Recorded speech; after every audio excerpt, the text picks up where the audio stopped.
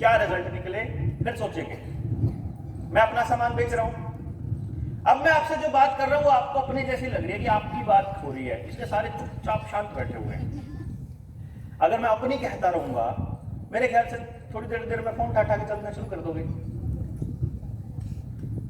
निकल जाएंगे यहां से धीरे धीरे करके, कोई नहीं बैठेगा यहां। मेरा लॉन्गेस्ट सेशन, सबसे लंबा सेशन मेरा जो चला वो 9 घंटे का चला। एक पेरेंट उठ के नहीं गया वहां से। सिर्फ मैं ये देखने की बात कर रहा था कि जब मैं उनको फिर आखिर में मैंने 9 घंटे के बाद मैंने कहा जब तक मैं ना बोलूं ना, जब तक आपको अच्छा लग रहा है तब तक कंटिन्यू रखो। तो वो गर्मी चल रही है, मतलब पसीना आ रहा है। आप भी गए थे डॉक्टर साहब हिसार, वो 7 घंटे चला था हिसार वाला सेशन, 7 आवर्स। 7 घंटे तक बिना खाए पिए पेरेंट्स बैठे रहे। और मैंने आखिर में उनको एक बात बताई, जो आदमी, आप तो सारे के सारे इतने बड़े समझदार लोग हैं कि आप तो किसी को 15 मिनट से ऊपर सुनते भी नहीं होंगे, मेरे को 7 घंटा क्यों सुन लिया? क्योंकि बात आपके मतलब की थी, क्योंकि बात आपके बच्चे की हो रही थी। जब वो बच्चे का काम, होमवर्क और जो खाना है, जब तक वो आपका काम होता रहेगा तब तक वो नहीं करेंगे। क्योंकि जब आप उसको खिलाते हो ना तो ऐसा लगता है जैसे वो खा के हम पे एहसान कर रहा है, क्योंकि आप उसके सामने ऐसे गिड़गिड़ा रहे हो, खा ले बेटा, थोड़ा सा खा ले, देख टेस्टी है। बेसिकली जब उसे भूख लगेगी तो रेंगता हुआ जाएगा जहां पानी या खाना रखा होगा। भूखा तो जानवर भी नहीं रह सकता, और फिर 2-4 दिन तो भूख से मर भी नहीं जाता कोई। अगर नई सब्जी कोई खिलानी हो ना तो पूरा दिन भूखा रख लो आप, शाम को खिलाओ, चाहे जो मर्जी खिला देना, सब टेस्टी लगेगा उसे। पर जब सारा दिन यहां तक आया हुआ है, उसको काहे को नई चीज खिला रहे हो, उसको नहीं टेस्ट आएगा। ऊपर से टेस्ट बड खराब कर दिए ये तीखी चीजों ने जो आप खिलाते हो, chips, Kurkure etcetera etcetera. Basically खाना उसका काम लग नहीं रहा, उसे फील ही नहीं हो रहा कि ये मेरा काम है, उसे फील ही नहीं हो रहा कि पढ़ना मेरा काम है। भाई पढ़ने के साथ उसकी इज्जत आपने जोड़ दी, गड़बड़ हो गई। आपने पढ़ने के साथ सीखना तो जोड़ा ही नहीं।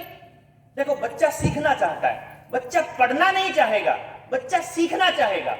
वो तब तक पढ़ेगा जब तक वो उसमें से कुछ सीख रहा है। तो क्या आपका पढ़ाना उस लेवल का है कि वो सीख रहा हो? अगर नहीं है, वो नहीं सीखेगा, वो नहीं पढ़ेगा, उसको इंटरेस्ट नहीं आएगा, कन्फर्म में नहीं आएगा। उसको जैसे सीखना है आपको वो समझना पड़ेगा, और उसी के समझने के लिए हमें लंबा वक्त चाहिए। मैं तो इस टॉपिक पर लगभग 30 से 40 घंटे बोल सकता हूं, क्योंकि मेरा तो 17 साल का तजुर्बा है, तो इतने हजारों बच्चों का एक्सपीरियंस है। मैं तो आपको एक एक पॉइंट पे डिस्कस कर सकता हूं, लेकिन क्या आपके पास इतना वक्त है? अभी तो नहीं होगा, अगली बार के लिए निकाल के आ सकते हैं अपन यहां पे पूरा खुले में बैठ के। कौन कौन तैयार है? अरे क्या! और अगर ये कहूं कि ये सिर्फ आपके, अभी एक टीचर थी स्कूल की, वो मुझे कहने लगी कि सर जी अपने घर में तो हम ठीक कर लेंगे, वो तो ठीक है, लेकिन फिर जब वो अपने फ्रेंड के घर जाता है, अपने दोस्तों के घर जाता है, हमारे रिलेशंस में जाता है, फिर वहां वही माहौल मिलता है, फिर क्या करें? तभी तो मजबूरी है ना उनके लिए भी काम करना। मैं मजबूरी में तो निकला हुआ हूं आपके पास, आपकी भी मजबूरी है निकलना। तो अगर मैं आपको ये कहूं कि अगली बार आओगे तो एक आदमी के हिस्से में 10 आदमी होंगे, तो कौन कौन तैयार है लाने को अपने साथ? तो बता रहे होगे।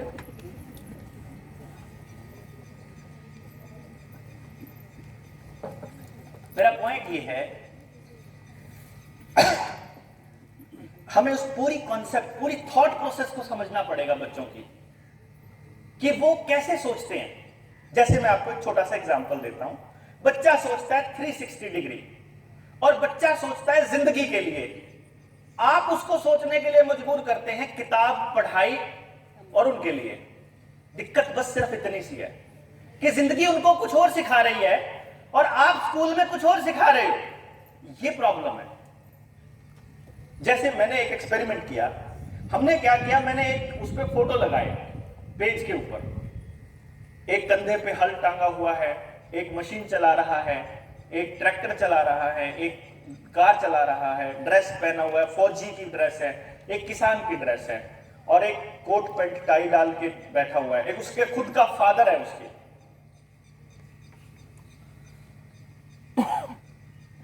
मैंने उसको बच्चे को बोला, तीसरी क्लास के बच्चे को, मैंने कहा इसमें जेंटलमैन को राउंड कर दे। किसको करेगा वो है? लेकिन उसका खुद का बाप मैंने ट्रैक्टर पे बिठा रखा था। मैंने उसका खुद का बाप हल चढ़ा रखा था, उसका फेस वहां लगा दिया, और जो कोट पैंट टाई पहने हुए था वो बहुत नामी गुंडा था। और कमाल की बात यह है कि आप 10वीं क्लास के बच्चे को भी अगर जेंटलमैन राउंड करने के लिए बोलेंगे ना, तो वो उस कोट पैंट वाले को ही करेगा, चाहे किसी तड़ी पार की फोटो। क्योंकि आपने किताबों से पढ़ा है कि जेंटलमैन कौन है, जिंदगी से तो बताया ही नहीं। वो कभी नहीं समझ पा रहा है कि मेरे घर में भी जेंटलमैन अवेलेबल है। कि बहुत कॉमन सी बात है। मैं कई बार होमवर्क से रिलेटेड कुछ प्रॉब्लम्स आ जाती हैं माँ बाप की।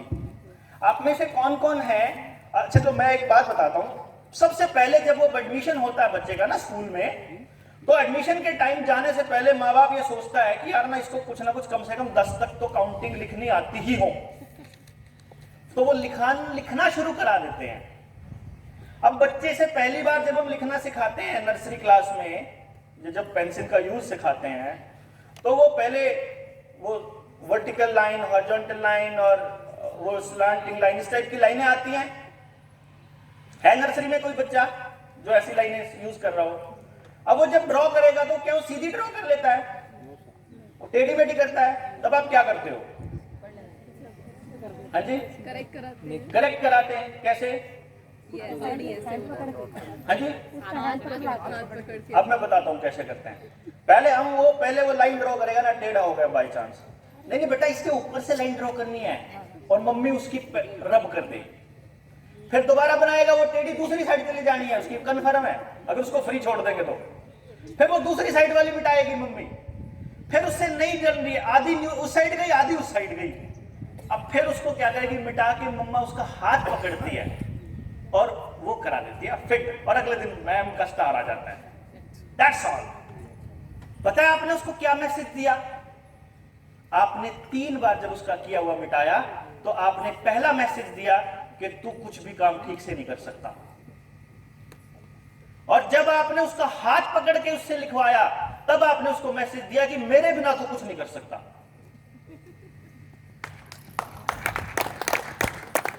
और फिर जब तक इस मम्मी को, जिस मम्मी ने अपने बच्चे का हाथ पकड़ के लिखना सिखाया हुआ है, उस मम्मी को जब तक सिलेबस समझ में आता है, वो कहेगी जब तक मैंने पढ़ाया तब तक तो ठीक था।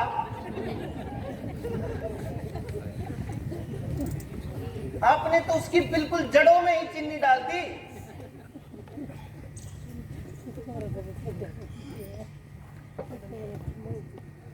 क्योंकि हमने उसे ये बताया ही नहीं बचपन से कि इट्स ओके विद मिस्टेक्स, क्या फर्क पड़ता है।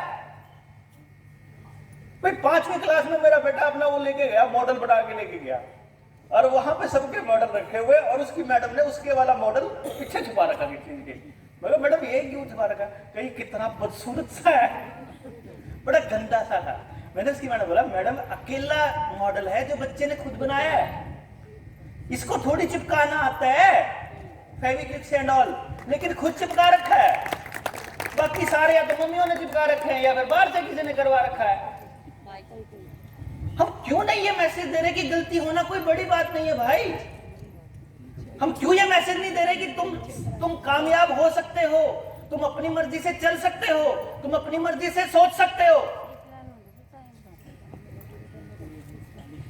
क्योंकि दिक्कत क्या है, हमें लग रहा है कि हम कहीं पीछे रह गए। एक्चुअली जो हम खुश नहीं है ना, जो इंसान खुद खुश नहीं है ना अपने काम से, वो घर में किसी से ही नहीं होएगा, अपनी औलाद से नहीं, वो किसी से ही नहीं होएगा, क्योंकि एक्चुअली वो खुद खुश नहीं है। तो उसे फॉल्ट सब में नजर आ रहे हैं, और बच्चे में वो ढूंढ रहा है कि ये परफेक्ट हो जाए, which is never possible, never ever possible। वो इंसान का बच्चा है, गलती करना उसका पहला मतलब अधिकार है, उसको करने देना चाहिए। गलतियों से सीखना भी तो सिखाना है अपने को, कि अगर चलते चलते ठोकर लग के गिर जाता है तो क्या बड़ी बात है, गिर गया तो। अभी जैसे मैं आपको एक एग्जांपल दे रहा हूं, वो जब बचपन में मतलब ये सबके घरों में हो चुका है जो मैं बता रहा हूं, कि उसने दूध गिरा दिया चद्दर पे और उसको चपेट पड़ी, या चपेट नहीं पड़ी तो डांट पड़ी, कितनी बार समझा लिया कह के, ठीक है। अब पहली बार जब मतलब वो जब दूध पकड़ा रहे हैं, दूध का गिलास या तो मम्मी अपने हाथ से पकड़ के पिला रही है, या फिर उसको पकड़ा ध्यान से मतलब हर बार ध्यान से पकड़ा, हर बार इतना ही ध्यान से पकड़ा रहा है, और वो फिर भी गिर जाता है, तो मम्मा को ऐसा लगता है जैसे वो उसकी पेरेंटिंग में फेल हो गई बस, मतलब उसको ऐसा लगता है, और वो गुस्सा हो रही है। मैं अपनी बीवी को बोला कि अच्छा एक बात बता, ये जो चद्दर गंदी हो गई क्या फर्क पड़ता है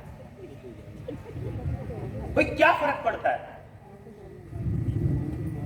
बोली अच्छा धोनी पड़ेगी, अच्छा चल मान लेते हैं धोनी पड़ेगी, चलो एक बात है। मैं कहा अच्छा एक बात रखो, मान लो तेरी औलाद हॉस्पिटल में मर रही है, एग्जाम्पल के लिए सोच लेते हैं, तो तुम उसके लिए क्या क्या कर सकते हो? कुछ भी कर सकते हैं, कुछ भी क्या, जमीन जायदाद सब बिक जाए, तेरे पास कोई पैसा ना बचे, उसके बाद भी पैसा चाहिए तो किडनी बेच सकती है तो अपनी? हाँ मैं बेच दूंगी, बेच देगी ना? हाँ। अब कैलकुलेट करते हैं कि पैदा होने से लेकर के और पहले 5 साल तक वो कितनी चीजें तोड़ता है और कितनी चीजें खराब करता है। फिर उसने 15 चद्दर खराब कर दी, 12 तकिए खराब कर दिए, 2 मोबाइल पानी में डाल दिए, 2 लैपटॉप तोड़ दिए, और इतने सारा सामान तोड़ा। आप देखोगे लाख 1.5 लाख क्रॉस नहीं करता। हम तो 5 रुपए की चीज के ऊपर उसको इतना गिलास पकड़ाया तो टूट ना जाए। Every time we are sending him a message कि तेरे बस का कुछ नहीं है।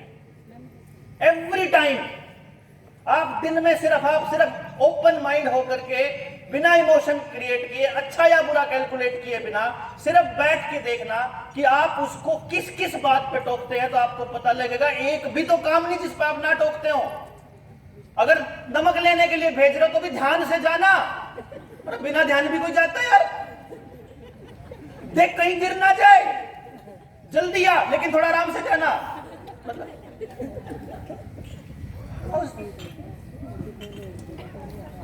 अपने बच्चे पर भरोसा नहीं कर रहे, पड़ोस पे भरोसा नहीं कर रहे, समाज पे भरोसा नहीं कर रहे, स्कूल पे भरोसा नहीं कर रहे, कौन बचा?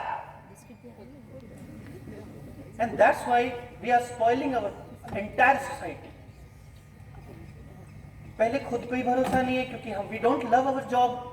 मैं तो गवर्नमेंट जॉब पे था, मैं तो सरकारी नौकरी पे था, मैं तो छोड़ा है भाई, मेरे से नहीं होगी ये नौकरी।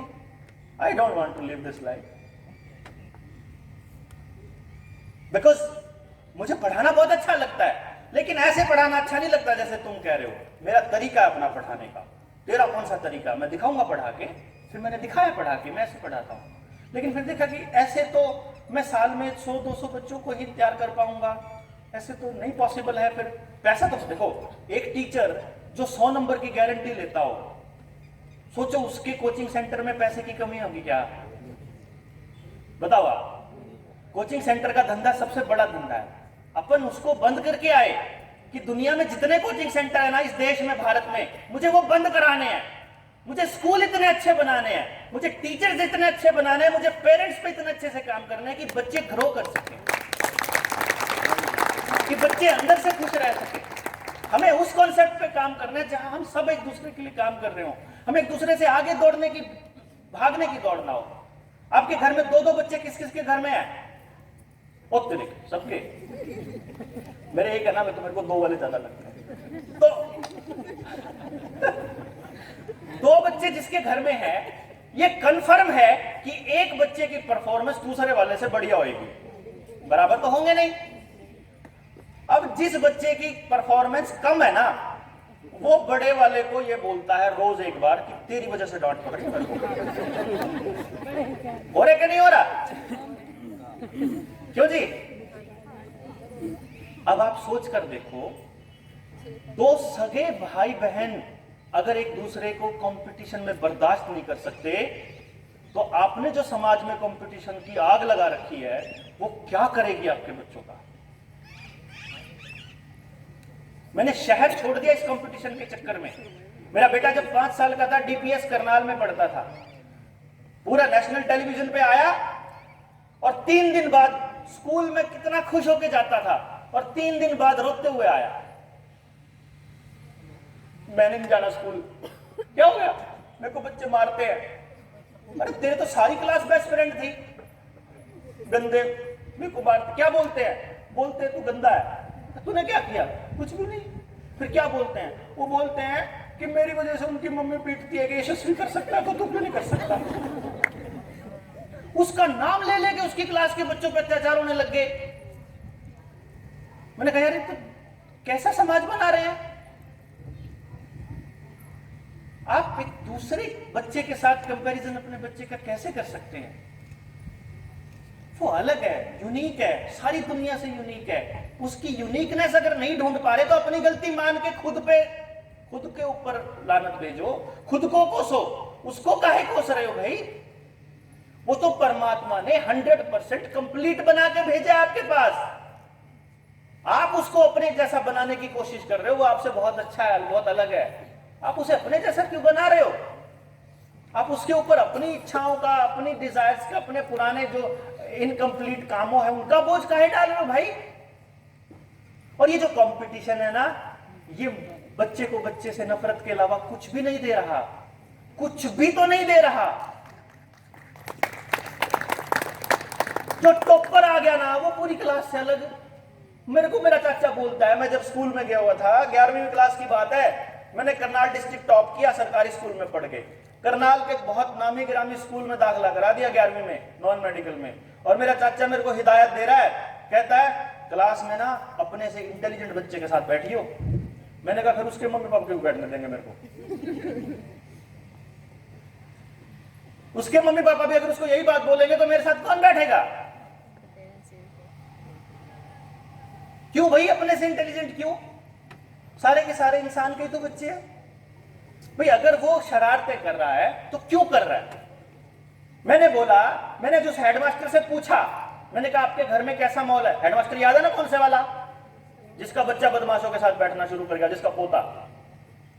मैंने उससे पूछा एक बार कि क्यों जा रहा है वो उनके पास, क्यों आपका बच्चा नशा करता है, क्यों आपका बच्चा किसी और के पास जाके बैठता है, आपके पास नहीं बैठता? आपसे बात करके बिल्कुल राजी नहीं है, लेकिन वो पड़ोस में जाके बैठ जाता है उनके पास, जो हुक्का पीते हैं, बीड़ी पीते हैं, चरस पीते हैं, गांजा पीते हैं, शराब पीते हैं। शाम को रोज शराब क्यों पीने लग गए अब गांव के बिल्कुल अड्डे पे बैठ करके बच्चे? क्योंकि अगर घर में बैठते हैं तो मम्मी पापा ये पूछते हैं नंबर कितने हैं, क्या करेगा आगे, बड़ा होकर क्या करना है, लाइफ का क्या गोल है, एंड ऑल। एक्सेप्टेंस ही नहीं है जब तक आप कहीं नौकरी नहीं लगे हो। स्कूल में अलग तरह के ताने हैं। एक वही ग्रुप है जो उससे ना उसकी जात पूछ रहा, ना उसकी परफॉर्मेंस पूछ रहा, तो वहीं बैठेगा भाई, कहां जाएगा? एक्सेप्टेंस तो चाहिए ना। मैं भी यहां तभी तक बोल सकता हूं ना जब तक आप लोग एक्सेप्ट कर रहे हो मुझे।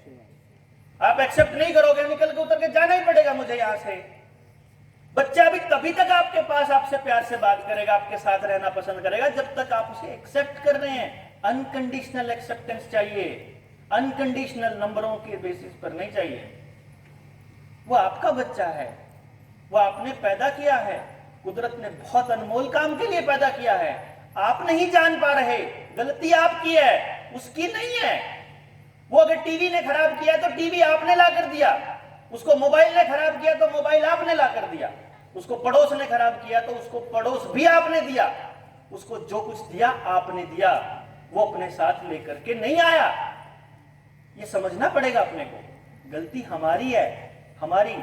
जब हम कॉलेज में जाते हैं, मैं कॉलेज के बच्चों से हाथ जोड़ के माफी मांगता हूं कि मैं पूरी पीढ़ी की तरफ से माफी मांग रहा हूं बच्चों, कि तुम अब जब कॉलेज पास कर जाओगे तो तुम्हारे लिए कुछ भी नहीं है हमारे पास कि तुम्हें कहां रखना है सोसाइटी में, कहां तुम्हारी जगह है। You have nothing at all.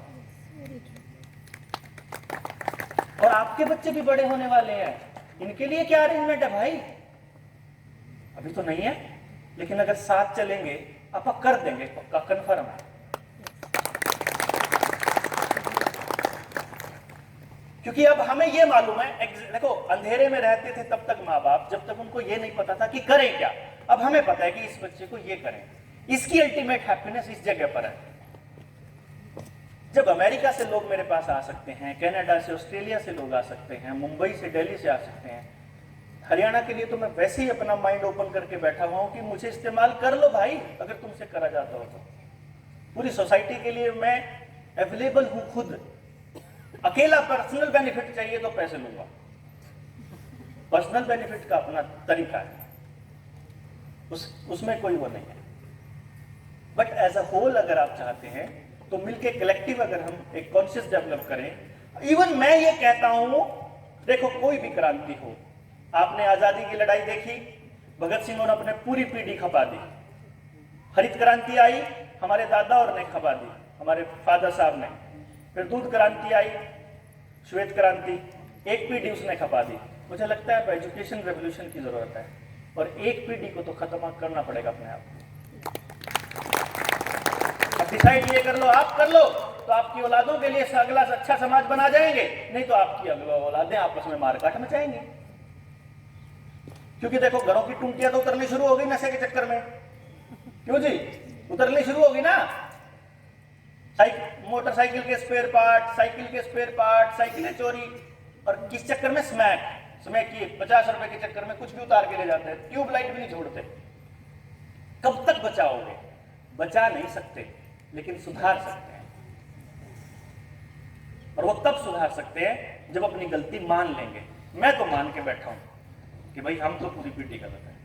आप मान लोगे तो आप भी चल पड़ोगे, नहीं मानोगे तो ब्लेम करने के लिए सबसे सॉफ्ट टारगेट बच्चा तो है ही अपने पास, फिर सारी गलती है ही उसकी, टेंशन ही खत्म, फिर तो सारा रोड़ा ही खत्म, फिर तो कोई चक्कर ही नहीं है।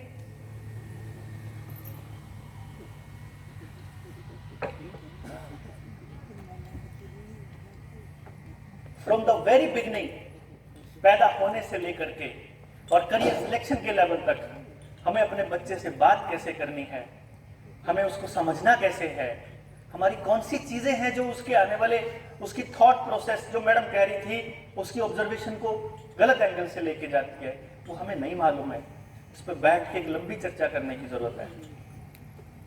क्योंकि जो आज का प्रोग्राम है ये सिर्फ इसलिए था कि हम लोग एक चर्चा को शुरू करें। माँ बाप क्या इस एंगल से सोचने के लिए तैयार हैं? अगर तैयार हैं तो हम इसमें एक स्टेप आगे चलें, अगर नहीं है तो मैं अपना घर, आप अपने घर, ठीक है अपना, जब सब कुछ ठीक है। और क्योंकि ये आप लोगों को आगे आगे करना पड़ेगा।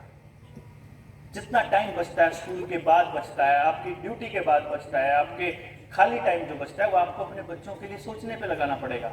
मैं तो यहाँ कर रहा हूँ, ये कोई स्कूल के लिए, आप लोगों के लिए थोड़ी कर रहा हूँ। मैं तो हर मोमेंट अपने बच्चे के लिए काम करता हूँ, हर मोमेंट उसी के लिए कर रहा हूँ। आपको भी उसी एंगल से करना पड़ेगा कि जब तक नौकरी कर रहे हो वहां पर भी आपको सोसाइटी को अच्छा करने के लिए काम करना है। जब नौकरी से घर आ जाओ तो भी यही करना, बात ही तो करनी है, और क्या करना, मैं भी तो बात ही कर रहा हूं। तो इसको एक रेवोल्यूशन बनाना पड़ेगा, इसको एक क्रांति के एंगल पे लेके जाना पड़ेगा। ये एक डिमांड होनी चाहिए। ठीक है, आप जैसे माँ बाप है जो डीपीएस की फीस पे कर सकते हैं, आप लोग तो पैसे देके भी अपने बच्चों के लिए एनवायरनमेंट बना लेंगे। उनका क्या जो गांव में अंडर प्रिविलेज्ड है, उनका क्या जो जिनको दिहाड़ी से, जिनको रोज दिहाड़ी ना मिले उस दिन शाम को चूल्हा नहीं जलता, उनके लिए भी तो अपने को सोचना पड़ेगा ना। भाई मैं ये कहता हूँ जिसकी रोटी की लड़ाई खत्म हो जाए तो उसको उनके बारे में सोचना चाहिए। क्योंकि जिसकी सबसे बड़ी कोठी है ना शहर में, उसको सबसे ज्यादा खतरा उसी से है जिसके घर में खाने को रोटी नहीं है। जिस दिन मारकाट मचेगी ना, पहला टारगेट आपकी BMW होनी है। ऑब्वियस सी बात है, सिंपल। तो एक कॉन्शियस इस तरह की डेवलप करें हम कि कोई भी अलग नहीं है, हमारा बच्चा सिर्फ हमारा नहीं है और सिर्फ हमारी जिम्मेदारी नहीं है। मेरे बच्चे की अच्छी परवरिश की जिम्मेदारी आपकी भी है, और आपके बच्चे के लिए कुछ गलत हो रहा है तो उसके लिए बोलने की जिम्मेदारी मेरी भी है। बच्चे को मत समझाओ, पर बोलो तो सही कि ये गलत है। ऐसा कह के नहीं छोड़ सकते कि हम किसी के लिए बोलेंगे तो पता नहीं क्या सोचेंगे, वो आगे आएंगे कि नहीं आएंगे, कोई नहीं समझता है जी ना। ये कुछ लोग हैं सोसाइटी के, कुछ लोग मुट्ठी भर अपने आसपास नजर दौड़ाओ, ऐसी नेगेटिव फीलिंग फैलाने वाले आपकी जिंदगी में 3 या 4 लोग ही हैं बस, जो 24 घंटे आपके दिमाग में फोन करके या आसपास कह के फीडिंग करके ये कहते हैं जमाना खराब हो गया। उनके मुंह पे मारो उल्टो उनकी बात, कहां से खराब हो गया? 2 आदमी खराब हो गए तो जमाना खराब थोड़ी हो गया। अगर एक आदमी ने धोखा दे दिया तो सब धोखेबाज थोड़ी हो गए। आपकी फितरत अगर भरोसा करने की तो करो, कितना आप चीट कर लेगा कोई? ये जो परवरिश है हमने बच्चों को उस तरह से देनी है। और हम जब नेक्स्ट टाइम आएंगे तो मैं उम्मीद करूंगा कि एक तो स्कूल के सारे पेरेंट्स होंगे, कपल्स होंगे और आपके साथ 10-10 कपल्स होंगे। इस उम्मीद के साथ हम लोग जाएंगे, जब जाएंगे, अभी तो नहीं जाएंगे, अभी तो आपसे क्वेश्चंस लूंगा, लेकिन मैं ये बात इसलिए कह रहा हूं कि इसको एक रेवोल्यूशन के एंगल से लेके अपने को सोचना पड़ेगा। जब भी इस टॉपिक पर बात हो, मुझे लगता है आपको खुद भी आना चाहिए, लोगों से भी बैठ के बात करनी चाहिए, उनको बुलाना भी चाहिए। क्या समझते हैं?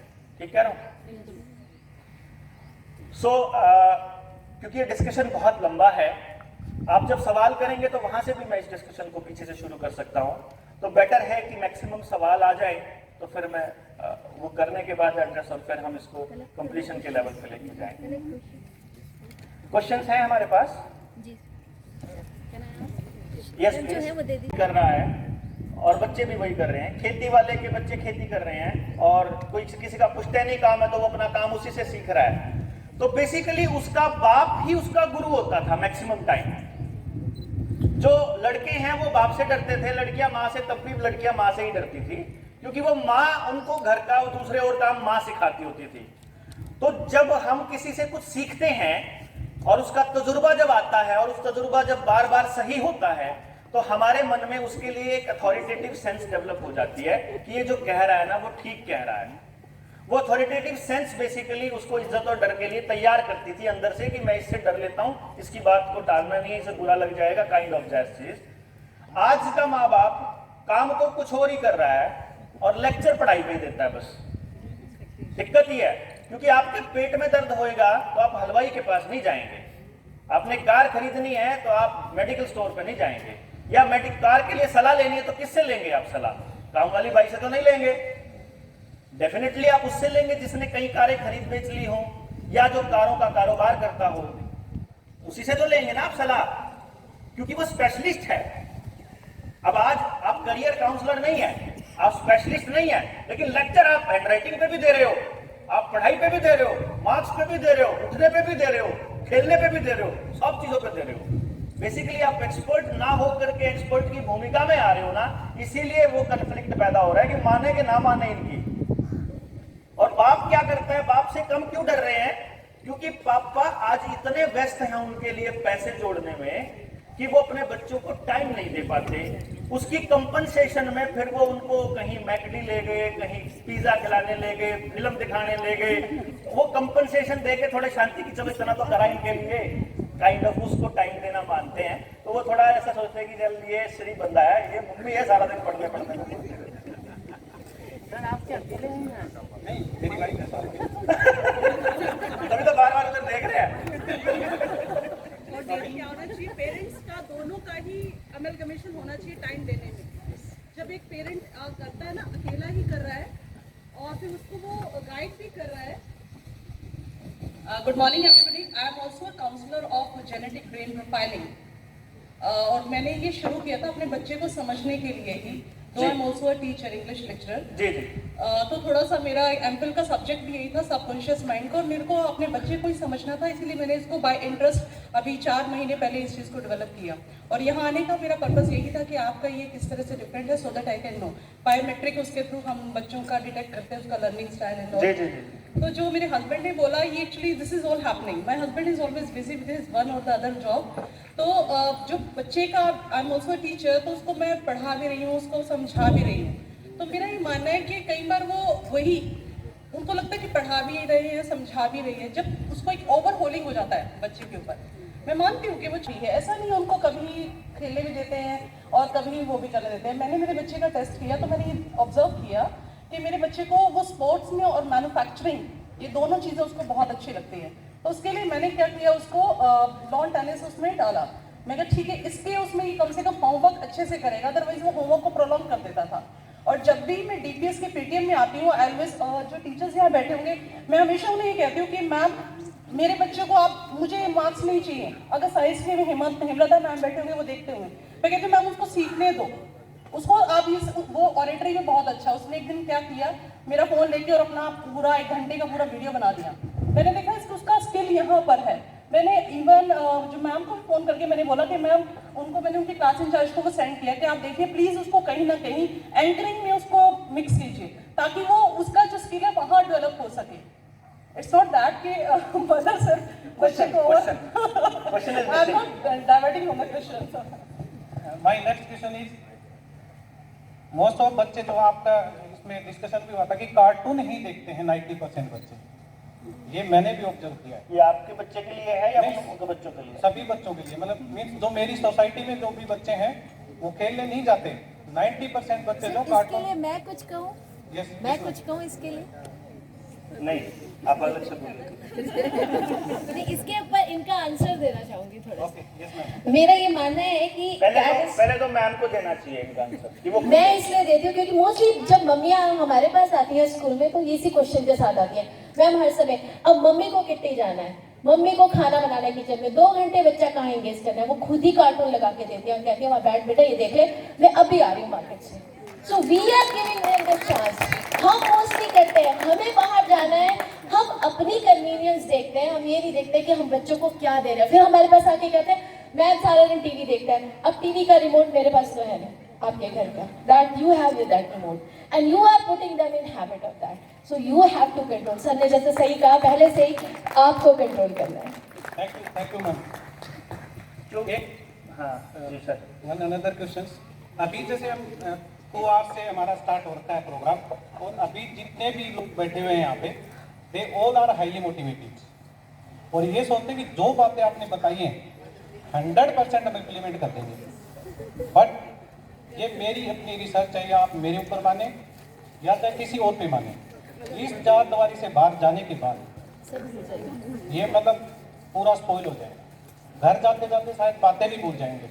वो क्या चीज हम पेरेंट्स के अंदर, आप क्या सजेस्ट करते हो कि ताकि ये मोटिवेशन लेवल जो है ये बना रहे? This is not the you know yes, जो मोटिवेशन लेवल है ना, यहां से बाहर निकलने के बाद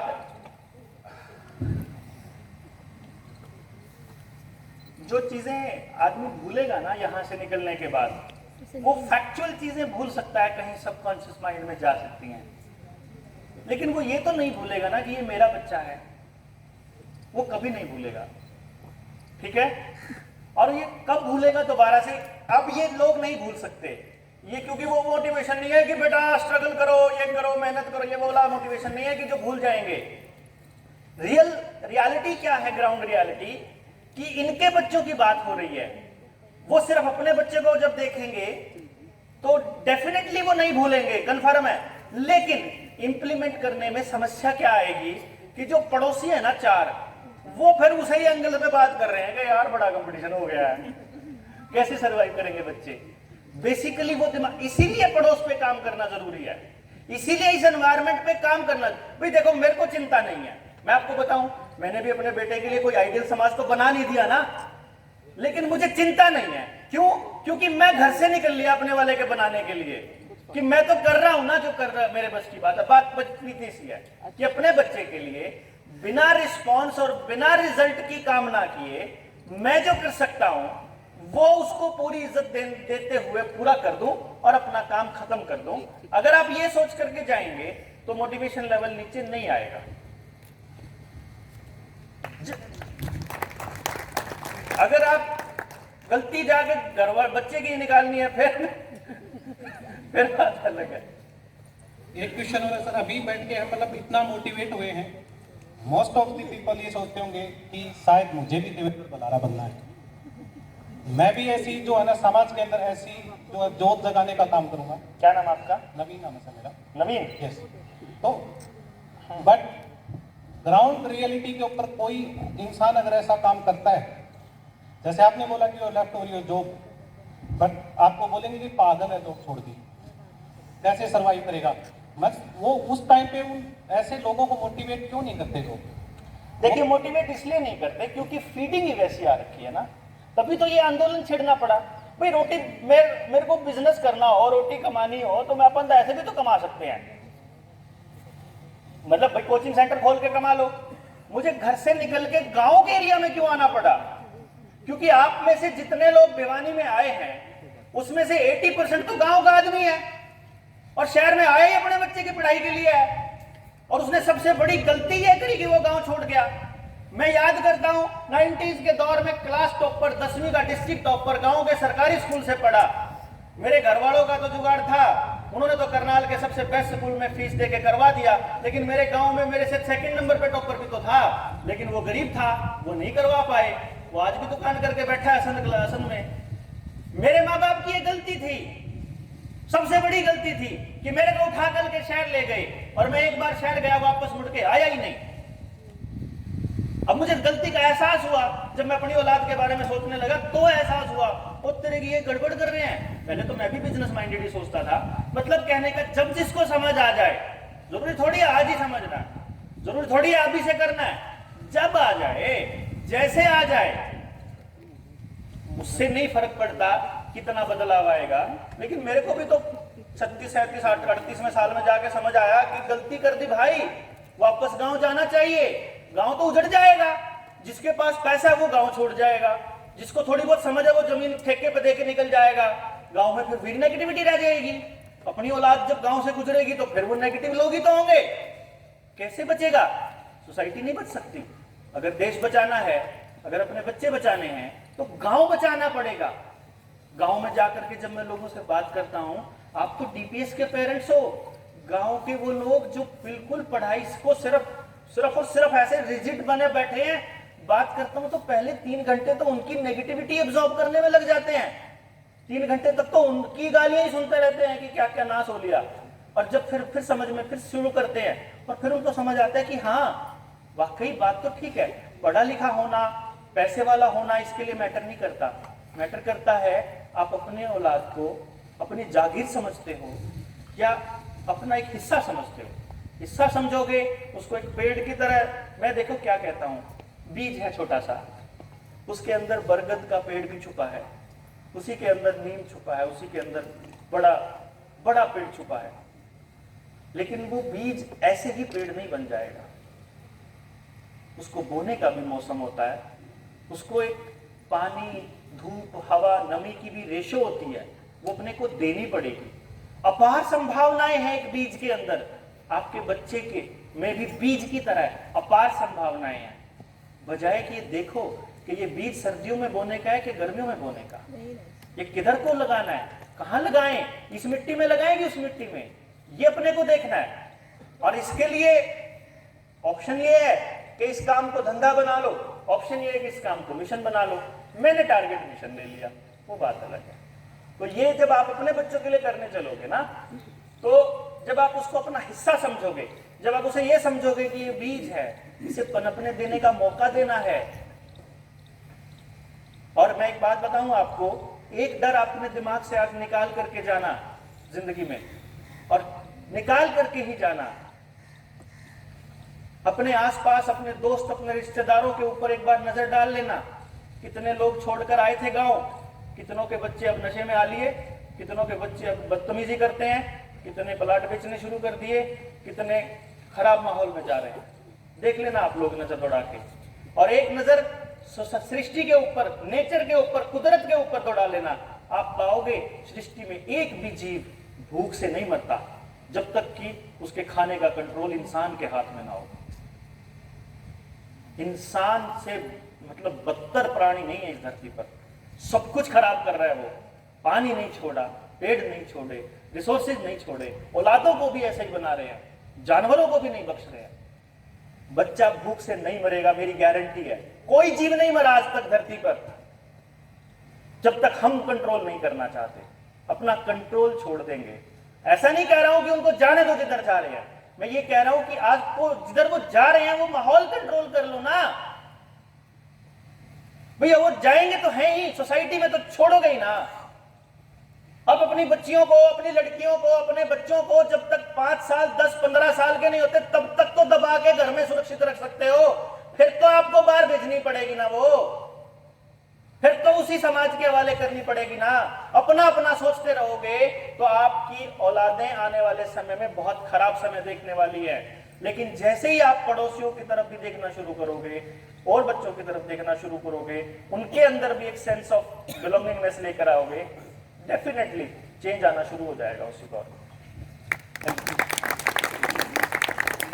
माय लास्ट क्वेश्चन, सक्सेस के जो पैरामीटर होते हैं अपने यहाँ पे इस सोसाइटी में, खासकर actually we belong to Bhiwani, success के जो पैरामीटर यहाँ पे हैं वो नौकरी और बिजनेस की हाई नेटवर्क और बच्चे के अच्छे मार्क्स।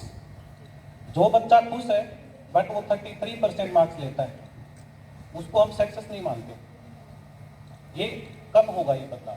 जो बच्चा खुश है 33% लेके, क्या वो सक्सेस नहीं है? देखिए, बात ये नहीं है, बात 33% की नहीं है और बात इन चीज़ों की बिल्कुल नहीं है सक्सेस की। बेसिकली क्या है कि जब हम आपस में बात करते हैं ना, आपको अपने आपस में बात करने का नज़रिया बदलना पड़ेगा। और जो आपके दोस्त उस नज़रिए से बात करते हैं उनको कहना पड़ेगा उनके मुंह पर।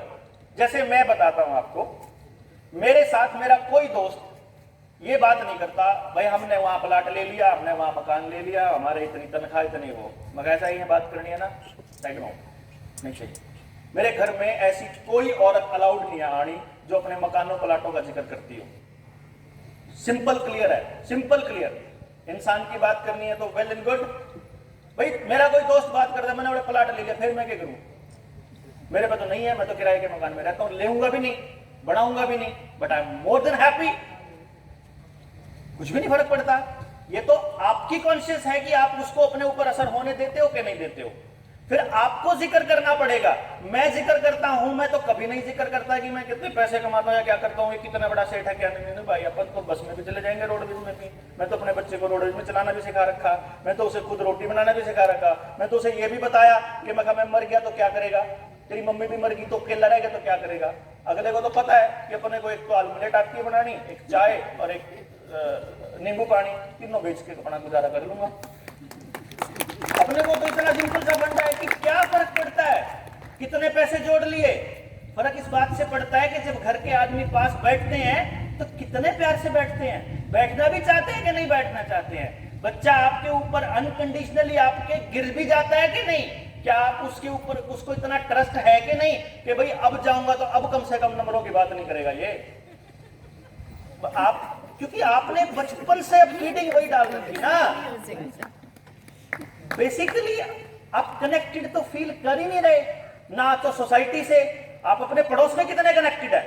आप भी किसी की इज्जत इसलिए करते हो कि कैसे कपड़े पहन रहा है और कैसे वो करता है। किसी मैले कुचैले बच्चे को गले लगा करके अपनी गाड़ी में बिठाने लग जाओ, उसी दिन सोसाइटी चेंज होनी शुरू हो जाएगी। क्या फर्क पड़ता है? Thank you so much sir. Sir एक क्वेश्चन, Yes. आजकल के जो बच्चे हैं उनके अंदर अननोन फियर ज्यादा है। लाइक बेसिकली पहले बच्चों में अननोन फियर नहीं होता था, I got your point.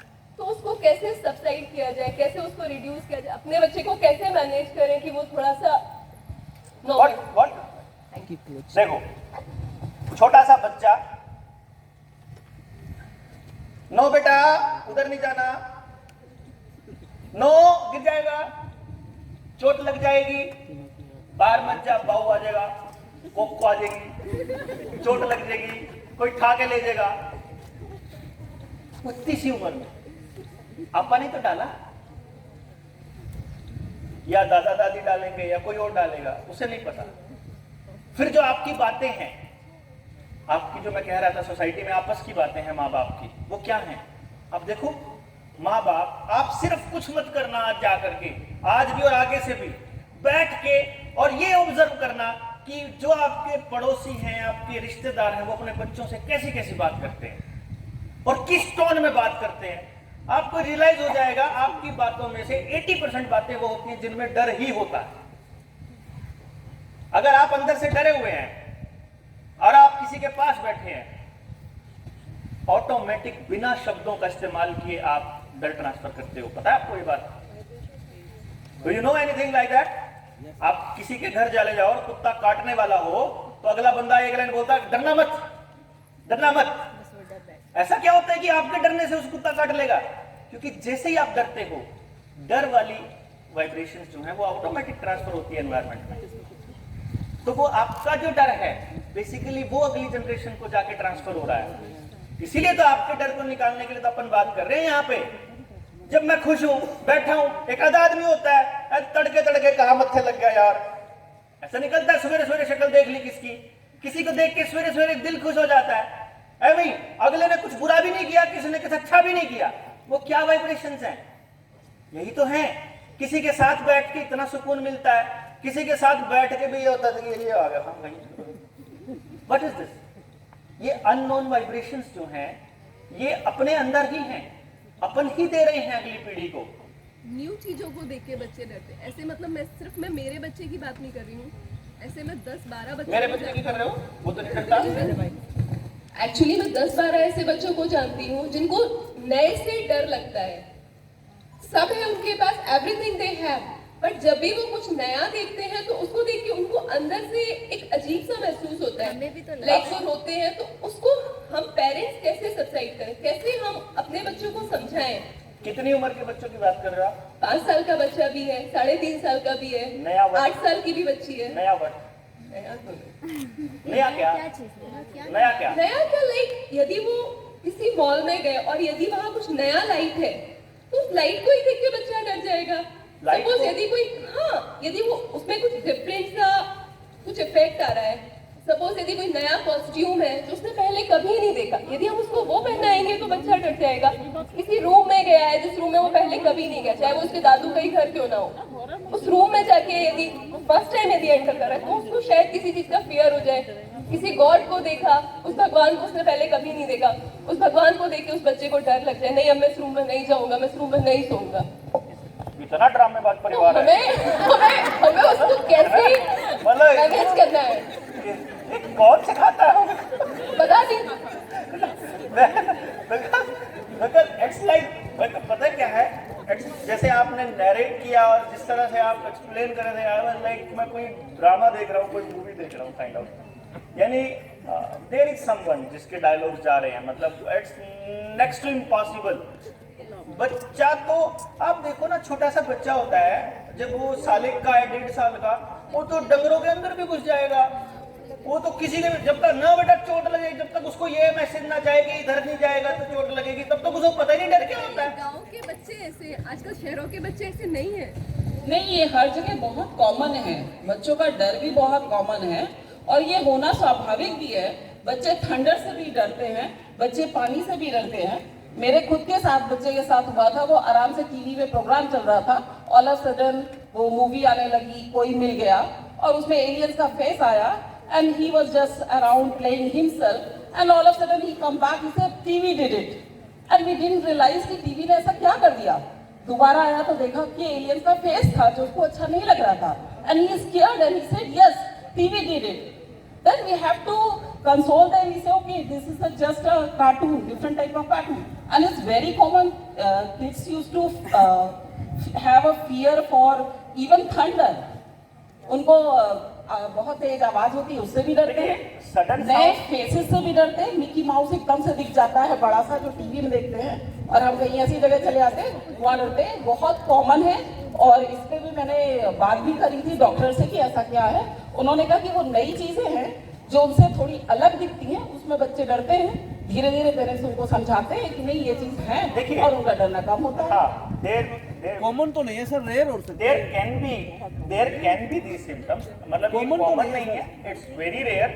और इस रेयर के पीछे पहला पॉइंट तो एक ही है, देखिए सबसे बड़ा तो वो ये कि डर इंड्यूस कौन करता है बच्चे के अंदर। मैं इस बात को आपको मानना ही पड़ेगा कि जो ये आपका नो है एंड सडन साउंड है, ये दो चीजें डर जो है ये पैदा करती है। आपने नो कहा, नहीं माना, डांट पड़ी, सडन साउंड आई। वो किसी और जगह पे नो कहा, नहीं माना, फिर चपेट लगी। मतलब इस तरह से अगर मान लो ये नहीं है तो फिर इसके पीछे कुछ और रीजन हो सकता है स्पेसिफिक। मुझे ऐसा कोई रीजन नहीं लग रहा है कि उसी बच्चे के साथ ऐसी प्रॉब्लम हो सकती है। अदरवाइज रेयर केस में तो हो सकता है सर, पर्टिकुलर कोई चीज से डरता है कोई बच्चा तो ये बात अलग है। हाँ। ये रेयर केस ही पाएगा, ऐसा तो कुछ नहीं सुना भाई। नहीं, ऐसा नहीं होता कि ये कोई प्रॉब्लम है। ये कोई वो प्रॉब्लम नहीं है जिसको हम एक सोशल प्रॉब्लम कह सकें। उसके पर्सनल प्रॉब्लम हो सकती है, मेडिकल इश्यूज हो सकते हैं, दूसरे इश्यूज। आपने मैनी मास्टर्स मैनी लाइफ पढ़ी है? उसको पढ़ेंगे तो थोड़ा सा समझ में आएगा कि ये क्या है। I don't want to discuss many masters many life. आप पढ़ लीजिएगा, ये बहुत बड़े साइकोलॉजिस्ट की किताब है जिसने पूरे ज़िंदगी के एक्सपीरियंसेस उसमें शेयर किए हैं। आपके बच्चे की बात शायद उसमें जवाब मिलेगा। क्वेश्चंस थे और ओके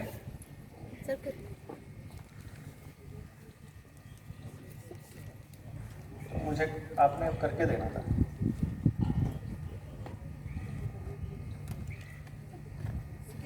क्वेश्चन पढ़ दे, आप में से कोई पढ़ दे क्वेश्चन। सर मैं पढ़ दूं? नहीं, क्वेश्चन है कि क्या it's okay to give children a mobile phone? सवाल ये है। और मेरे ख्याल से जो इसका सही जवाब है वो तो सबको ही पता है, लेकिन अगर मेरे से ही पूछना चाह रहे हैं तो मेरी तरफ से इसका सवाल ये है कि सिर्फ टीवी का रिमोट हो या मोबाइल हो या ऐसा कोई गैजेट हो जो आपको लगता है कि ये हार्मफुल हो सकता है, वो गैजेट कभी भी मेरे ख्याल से नुकसान नहीं करता बच्चों के अंदर। और देना चाहिए कि नहीं देना चाहिए इसका एग्जैक्ट जवाब देना का मुझे लगता है ये फॉर्मेट ठीक रहेगा कि आपको पता होना चाहिए कि आपने वो गैजेट उसको दिया क्यों, पर्पस उसका देने का। क्योंकि ना अगर वो किसी चीज से बचाने के लिए दे रहे हो, अगर कहीं से उसका ध्यान भटकाने के लिए दे रहे हो, तो ध्यान भटकाने के ढेर वो आएंगे। जैसे मैं आपको बताता हूं, बच्चे जनरलाइज कर लेते हैं चीजों को। कैसे? पापा घर में आए, मोबाइल पे कैंडी क्रश खेलने लगे। कैंडी क्रश बड़ा पुराना जब शुरू हुआ था ना, मैं उस दौर की बात बता रहा हूँ जब मैं रिसर्च कर रहा था, उसी पे वही वाली बात अब बता रहा हूँ। और वो घरों में अब नया गेम आ गया होगा कोई, हाँ कोई सा भी गेम आ गया, तो वो कैंडी क्रश पापा खेल रहे हैं, मम्मी उनको टोक रही है, ये क्या आते ही मोबाइल पे लग गए। ठीक है, या ये तो एक था जब कैंडी क्रश आया था। मैं रिसर्च तब भी कर रहा था जब कैंडी क्रश नहीं था अस्तित्व में। तब क्या होता था कि ड्यूटी से आया पापा, आते ही जूते निकाले और सोफे पर बैठ के टीवी ऑन कर लिया। तब तक मम्मी लेके आ रही है पानी, तब तक टीवी ऑन था। आते ही मम्मी ने बोला क्या आते ही टीवी चला लिया, ये बच्चों के साथ थोड़ा बहुत घूम लो या कुछ कर लो, ऐसे करके कुछ मतलब डरते डरते से आवाज लगाते हैं। मैं ऑब्जर्वेशन मोड में रहता हूँ, तो वो अगला बंदा कहता है कि क्या यार अभी तो ऑफिस से आया हूँ, थोड़ा सा तो टाइम मिलता है, थोड़ा फ्री हुआ हूँ, फ्री टाइम में देख रहा हूँ।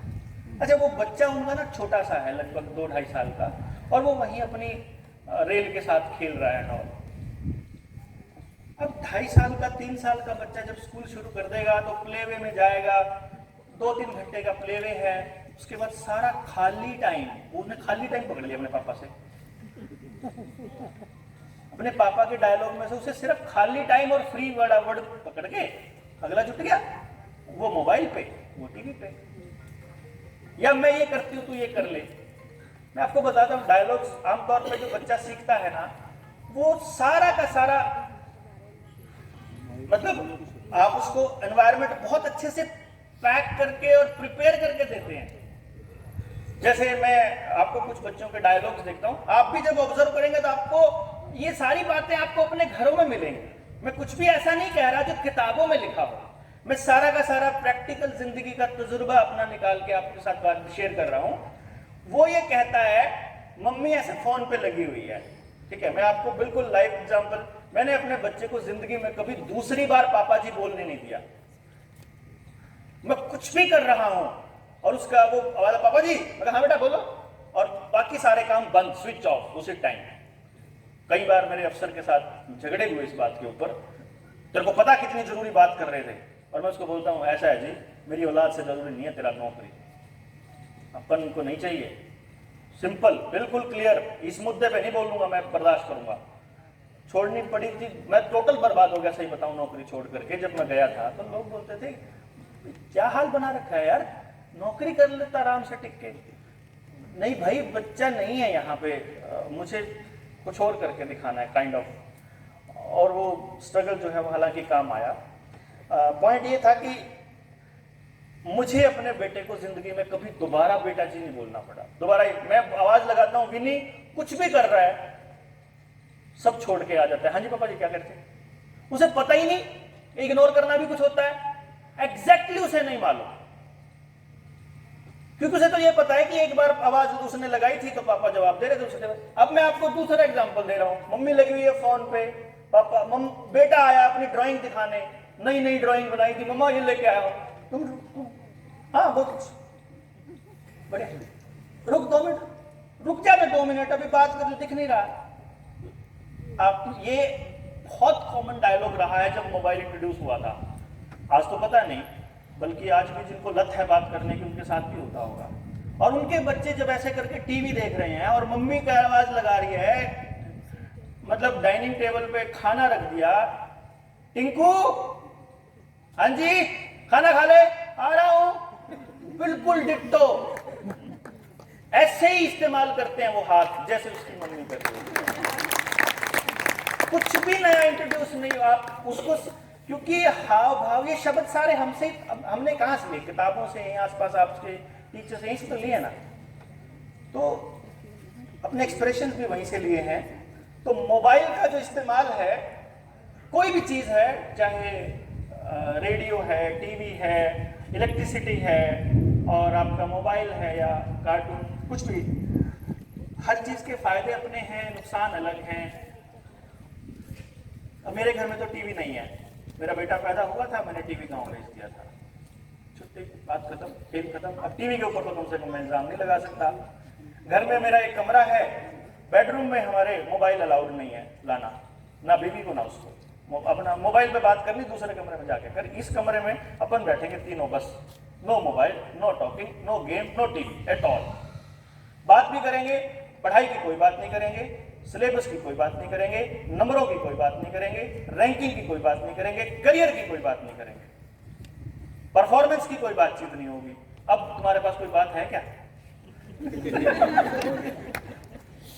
तब वो आती है बातें और निकल निकल के फिर वो अपने आप बताता है, जियो जिया जिया, और इन्हीं बातों में लग जाएगा तो बच्चा आपसे शेयर करना बंद कर देगा। एक दिन बंद कर देगा। पहले सब कुछ बताता था, अब नहीं बता रहा, क्योंकि आप उधर फोकस ज्यादा है ना अपना।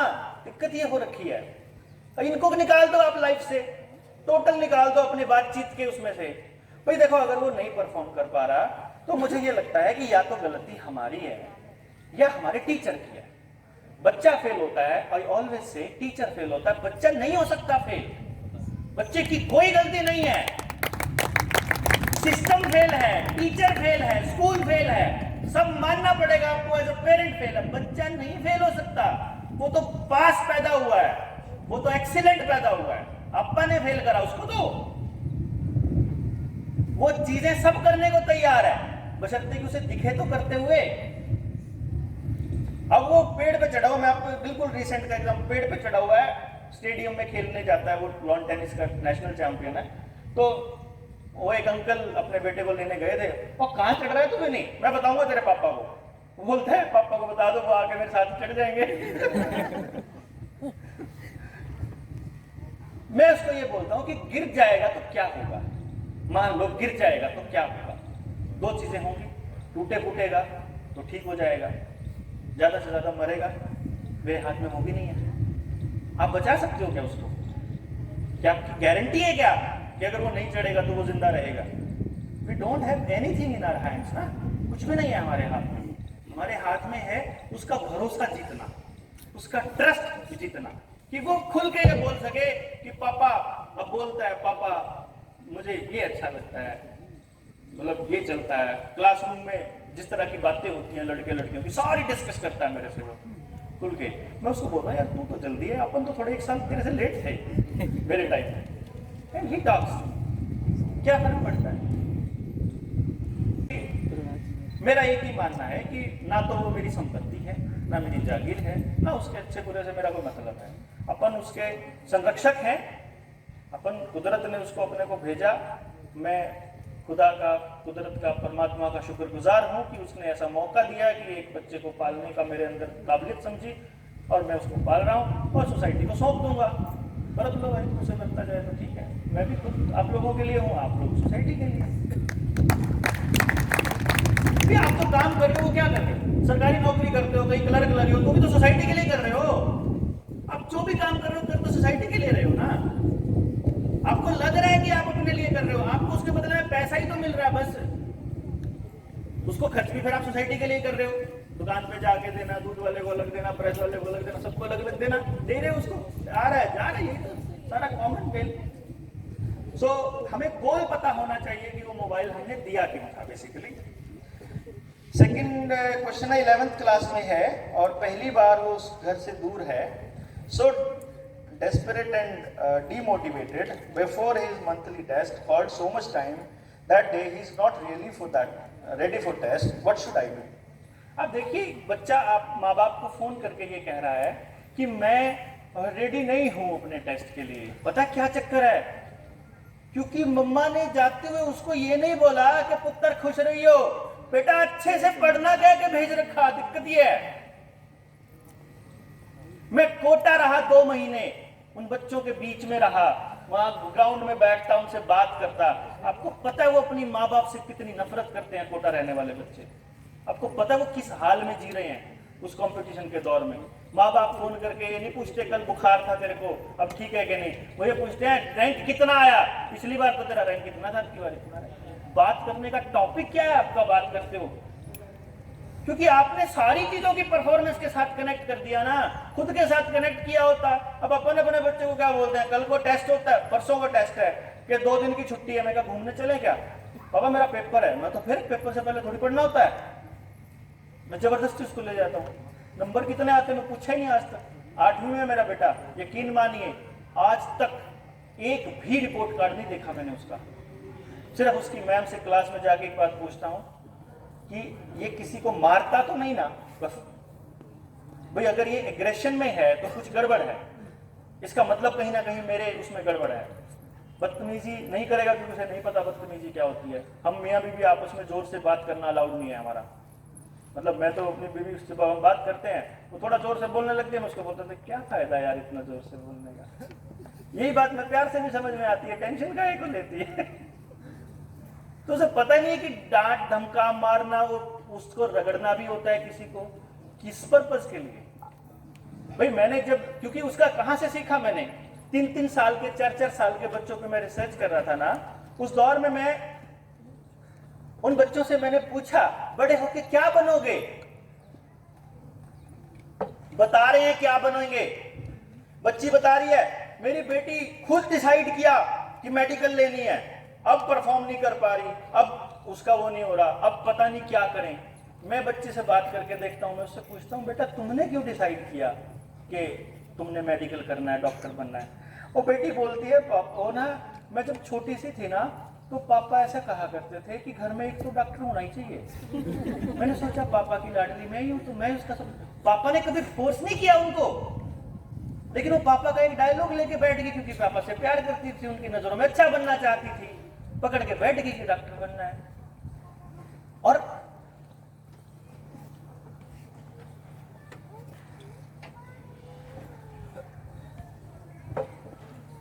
कौन सा टॉपिक था मैं इससे पहले? इससे पहले कोटा वाला था। कोटा वाला हो गया।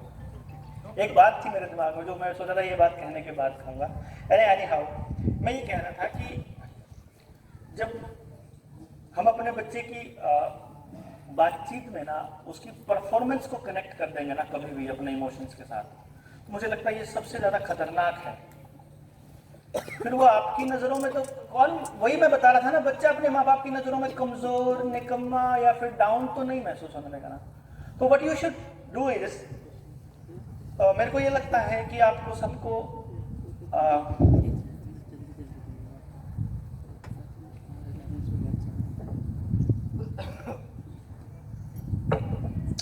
आज जाके अपने बच्चों को सॉरी बोलना चाहिए। और एक बात और बोलनी चाहिए कि तुम्हारे नंबर कितने ही आए बेटा, कामयाब हो या ना हो, हमें कोई फर्क नहीं पड़ता। तुम हमारी औलाद हो, वही रहोगे।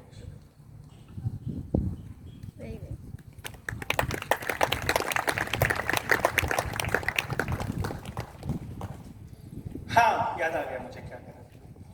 ये एग्रेशन वाला क्वेश्चन आया, how to control the aggression in the child. When you are also working in a private job and giving them proper time, they are competing with their peer group and asking for the same standard.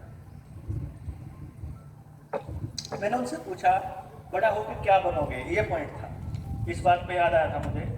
मैं बच्चों से ये पूछा, बच्चा बड़ा होकर शादी करोगे क्या? बोलते हाँ करेंगे। जिन बच्चों ने बोला, मैं कहा शादी करके क्या करोगे? पता है आपको क्या बोला? कि मैं बड़ा होकर अपनी बीवी को पिटा दूंगा। नहीं, उनको शादी का मतलब ही ये पता लगता है। उनको ये लगता है ये बदतमीजी करना, ये जोर से बोलना, ये डांटना, एक दूसरे से लड़ना, यही जिंदगी है। उनको ऐसा लगता है। पर आपको बताऊं, जब टीवी पे अननोन से कुछ भी चल रहा होता है ना, कबाड़ा सा चल रहा होता है जिसमें ऐड भी चल रही होती है, तब भी घर में आपस में जोर जोर से बात कर रहे होते हैं। कैसा घर होता है जहां पे टीवी भी चल रहा है और लोग आपस में बात भी कर रहे हैं? टीवी के होते हुए आप घर में कैसे? आप घर गए, टीवी इज नॉट मतलब ये पर्पस एंटरटेनमेंट तो नहीं है टीवी का, एटलीस्ट आज तो नहीं है। करने के लिए इतना सारा कुछ है, इतना कुछ है, और कुछ ना मिले ना तो ग्राउंड में अपने बच्चों के साथ, बॉल के साथ खेल लिया करो, कुछ भी ना मिले।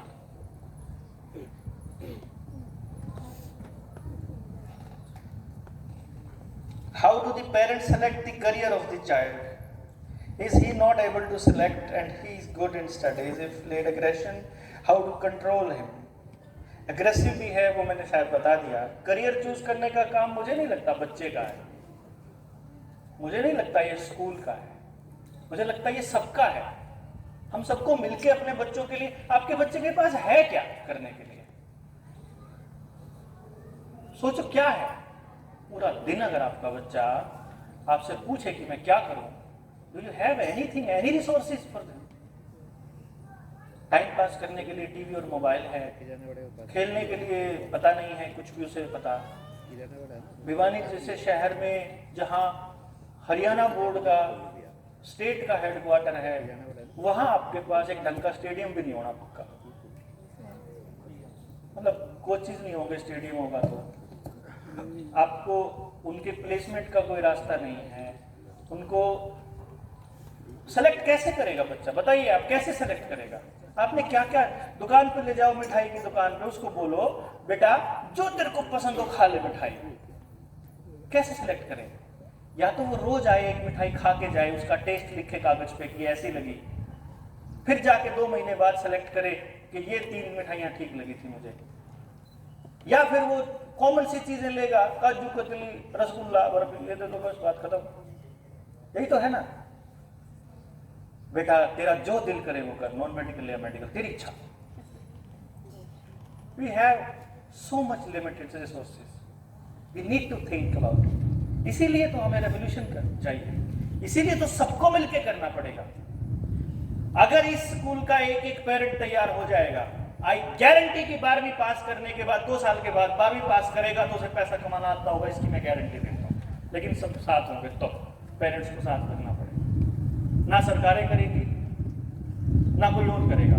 स्कूल आपकी कंसेंट के बिना कुछ नहीं कर सकता, माँ बाप के बिना स्कूल नहीं कर सकता। एक एक माँ बाप को अपना रोल पता हो, उसको पता हो घर में किस तरह का माहौल तैयार करना है, उसको पता हो कि, क्योंकि हर बच्चे का नेचर अलग है। कोई बच्चे ऐसे होते हैं जिनको गाइड करना पड़ता है, कई बच्चे ऐसे होते हैं जिनको छोड़ना पड़ता है फ्री, कि ये फ्री छोड़ के ही नर्चर होंगे, और ये बच्चे गाइड करने के बाद ही जाएंगे। तो पहले वो नेचर तो देख लो क्लास में, घर में कौन सा बच्चा किस टाइप का है। नहीं तो फिर क्या होता है, जैसे हमारे मैरिड लाइफ में होता है, 10-10 साल की शादियां हो जाती हैं, 10 साल तक कहते रहते हैं तेरे को कितनी बार समझा लिया, समझ में नहीं आता, तेरे को कितनी बार समझा लिया, और फिर आखिर में यही कह के छोड़ते थे तेरे को नहीं आता समझ। This is like what we are doing. We are doing same as in parenting. We are doing same as in career also. सारे बच्चे IAS का पेपर देना चाहते हैं ग्रेजुएशन करने के बाद, सारे के सारे आईआईटी में जाना चाहते हैं, उसके बाद नहीं कुछ होता है तो चल कुछ ना फिर एचसीएस का भर ले, फिर नहीं होता तो एसएससी का ही दे ले, फिर नहीं होता तो चल इंस्पेक्टर का ही भर ले, फिर नहीं होता तो चल हवलदार का ही भर ले, और नहीं तो क्लर्क का ही भर ले, और कुछ ना मिले तो चल कुछ और ही कर ले, अब कर ले कुछ कर ले। यही तो है। एक्सेप्शन मुश्किल से 1% भी नहीं मिलेगा एक्सेप्शन, 1% भी नहीं मिलेगा। और आपकी बात नहीं हो रही है, आप एक्चुअली प्रिंसिपल बनने के लिए नहीं पैदा हुए। आपकी बातों से मेरे को पता लग गया आप क्या बनने के लिए पैदा हुए। But you can find your happiness everywhere. दिक्कत यह है आप उस कैटेगरी में से हो जो 100 में से 1 या 2% बच्चे होते हैं जो हर जगह खुश रहना जानते हैं, जिनको अपने अनुकूल एनवायरनमेंट को बनाना आता है। लेकिन ये सिर्फ 1-2% की कैटेगरी की है, ये एक्सेप्शन नहीं है, ये कुदरत ने बना के भेजा आपको ऐसा कि आप उस माहौल को उस तरह से कर लेते हैं। Not everybody can. आप चीजों को ऑब्जर्व करके उसको समझ लेते हैं, सब नहीं समझ पाते, उनको वही समझ में आएगा जो उनको समझ में आता है। My kid is become more aggressive. I hope aggressive का मैं जवाब दे चुका हूँ। Unknown fear का भी मैं मेरे ख्याल से जवाब दे चुका हूँ। अभी इतना ही दे पाऊंगा, बाकी उसको पर्सनल बच्चे को देख करके ही कुछ बता पाऊंगा। जब कभी ऐसा हुआ कि ऐसे केस जो किसी को नहीं समझ आ रहा है, I can understand. How to deal with the helicopter parenting? Helicopter parenting नहीं समझ आया भाई मुझे। हाँ जी। Parenting. question was mine. What do you mean by helicopter parenting? Helicopter means you have to sit, मतलब आपको उसके सिर पर बैठना है, कुछ भी कराना है तो। दे दिया ना जवाब। How to deal, how to. Now तो I think you must have got the answers. दे चुका था मैं जवाब, आप जड़ों में उसके चीनी डाल चुके हैं। सो अब क्या करें?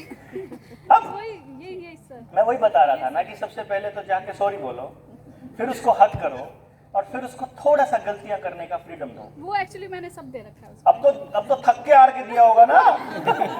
जब सारी कोशिशें कर थक हार के नहीं, डेलिब्रेट। देखो, एक होता है कि जब हम मजबूरी में उसको उसके भरोसे छोड़े, एक होता है जब हम थक जाएं सारी कोशिशें करके तब हम उसे छोड़े, एक होता है कि हम उसे छोड़े और ऑब्जर्व करें और देखें कि क्या बदलना है। भाई मैं ये थोड़ी कह रहा हूं कि आप सारी दुनिया को बदल सकते हैं, पर मैं ये कह रहा हूं कि सोचना तो शुरू करो कि भाई इस पॉइंट पे सोचना शुरू करना पड़ेगा, भाई इस पे बदलना शुरू करना पड़ेगा। कोई ना नहीं बदलेगा तो जिंदगी में कोई आदर्श समाज कभी आज तक बन पाया है क्या? नहीं बन पाया। बट बात है किस दिशा में जाना है। मंजिल नहीं होती कहीं, जिंदगी कहीं पहुंचने के लिए नहीं होती। मेरा मानना है it's like a relay race, कि ये पीढ़ी जितना सीख पाए, जितना दे पाए, जब तक जिए तब तक उस दिशा में चलें, और जब जाने का टाइम हो अगली पीढ़ी को अपनी बैटन पकड़ा के चलते बने। इतना सा काम होता है, ये नहीं होता कि कहीं पहुंचाना है हमने उनको। बात है कि समाज को कौन सी दिशा देनी है। बात है कि हम मतलब एक होता है दुखी होकर के किसी बच्चे को छोड़ना, एक होता है कि बिल्कुल खुश होकर के बिंदास हो जाए, टेंशन मत ले, जस्ट ट्राई। अभी मुश्किल है क्योंकि पहले आपकी पेरेंटिंग ऐसी हो रखी है 40 साल की, फिर आपने अभी तक 8-10 साल ऐसे लगा रहे, थोड़ा सा इट्स नॉट, जैसे कहा सर ने कि इट्स नॉट लाइक इतना इजी नहीं है। बट आज सोचना शुरू करेंगे, इट्स लाइक कि बीज बो दिया आज मैंने, ये जो प्लांट है पेरेंटिंग का, ये कब पौधा बनेगा, इट्स मतलब छोड़ देते हैं टाइम के ऊपर, कोई बात नहीं। Have no regards for elders, बड़ों के लिए कोई सम्मान नहीं है।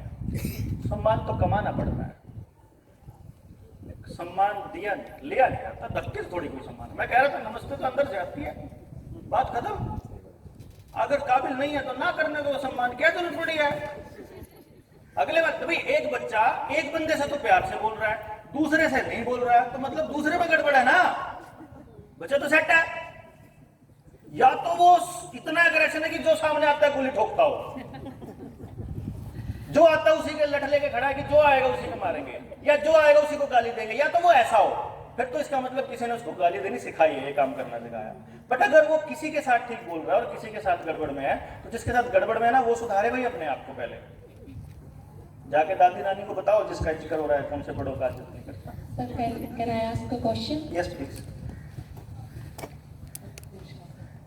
So जैसे आप बोल रहे हो कि सारा दिन पेरेंटिंग में हम इतना इन्वॉल्व हो जाते हैं, शुरू से ही नर्सरी प्री नर्सरी से ही शुरू हो जाता है ये हमारे साथ, और ये हमें होना पड़ता है। पेरेंटिंग पे नहीं, पढ़ाई पे। पढ़ाई पे नहीं सर, उसमें वो सारा कुछ आ जाता है, हैबिट्स, फूड, ड्रेसिंग, सब कुछ आ जाता है। वो सारी गड़बड़ परफॉर्मेंस को लेके होती है, इमेज को लेके ही होती है, सारा खेल इमेज का ही है शायद। लेकिन मैं खाने को नहीं मानूंगी ऐसा कि मैंने 2-3 दिन तक भूखा भी छोड़ के देख लिया। मेरी छोटे वाली डॉटर है, वो 15 दिन खाना नहीं खाती, जैसे सिर्फ दूध लेती है। चलो मैं बड़ी के बारे में बात करना चाह रही हूँ, मेरी बड़ी डॉटर के बारे में। बचपन से ही स्कूल में डाला तो हमारे पास क्या होता है कि होमवर्क मिलता है बच्चे को 3 सब्जेक्ट का फर्स्ट डे से ही, ठीक है, चाहे वो लाइन ही लगाना क्यों ना हो। तो होमवर्क हमें कंप्लीट करवाना है, क्योंकि नेक्स्ट डे स्कूल से नोट लिखा आ जाएगा कि आपके बच्चे ने होमवर्क नहीं किया है। आप 2 दिन 3 दिन देख लोगे, फिर पेरेंट्स मीटिंग में आपको ये फेस करनी पड़ेगी कि आप ध्यान नहीं दे रहे हो, आपके बच्चों को काम नहीं करवा रहे हो आप।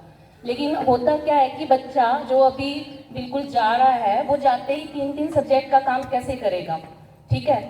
ये मैंने बड़े बच्चे के साथ बहुत इसके साथ कोप अप करने की कोशिश की। मैं 12 बजे तक प्री नर्सरी के बच्चे को 12 बजे तक बैठ के काम कराती थी। वो एक लाइन लिखती फिर खेलती, मैं उसके साथ सारे खेल खेलती, घर कभी डॉक्टर, कभी टीचर, कभी कुछ, कि मारना नहीं है, डांटना नहीं है, उसको प्यार से ही करना है। मगर उसको खेलने की इतनी आदत हो गई कि वो बड़ी होती गई और तो भी उसका वो खेल चलता रहा साथ में। अब मैं उसको खुद ही पढ़ाती थी। हमारे दिमाग में ये भी है कि अगर हम पढ़े लिखे हैं तो हम खुद ही अपने बच्चों को पढ़ाएं, और है भी है कि माँ और पेरेंट्स से बेटर कोई नहीं पढ़ा पाएगा। लेकिन वो इतना वो हो गई, उसने फॉर ग्रांटेड लेना शुरू कर दिया मम्मी को, क्योंकि मम्मी सारा दिन अवेलेबल है, मम्मी सारा दिन काम करवा सकती है, रात के 2 बजे तक भी। उसके अंदर वो एक खत्म हो गई कि मुझे 2 घंटे बैठ के काम करना है, अपना होमवर्क कंप्लीट करना है। उसको ये लगने लग गया कि ये मम्मी का काम है, मेरा काम नहीं है। अब मैंने उसको ट्यूशन पे डाल दिया। ट्यूशन पे वो बहुत उसका दम घुटता है, क्योंकि 2 घंटे बैठ के उसको काम करके आना है। शी इज़ वेरी अनकम्फर्टेबल, बहुत रोती है वो ट्यूशन जाने के लिए। शुरू के 1-2 साल तो वो जाती ही नहीं थी, 2 दिन गई, 4 दिन गई, खेल कूद के आ जाती थी वो वहाँ पे भी बहाने लगा के। लेकिन अब ये हुआ सर, पहले वो 80-90% में आती थी, अब हमने स्कूल में डाला है वो 50% पे आ गई है। वो एग्जाम में क्वेश्चंस लिख के ही नहीं आई है, पूरे छोड़ के आ गई है सर वो। थोड़ा इस पे मेरे ख्याल से मैम ने सवाल और जवाब सब खुद ही दे दिए। मुझे तो ऐसा लग रहा था कि ये पहले सवाल कर रही हैं फिर जवाब भी दे रहे हैं अपने आप ही। Don't you feel that? Please sir.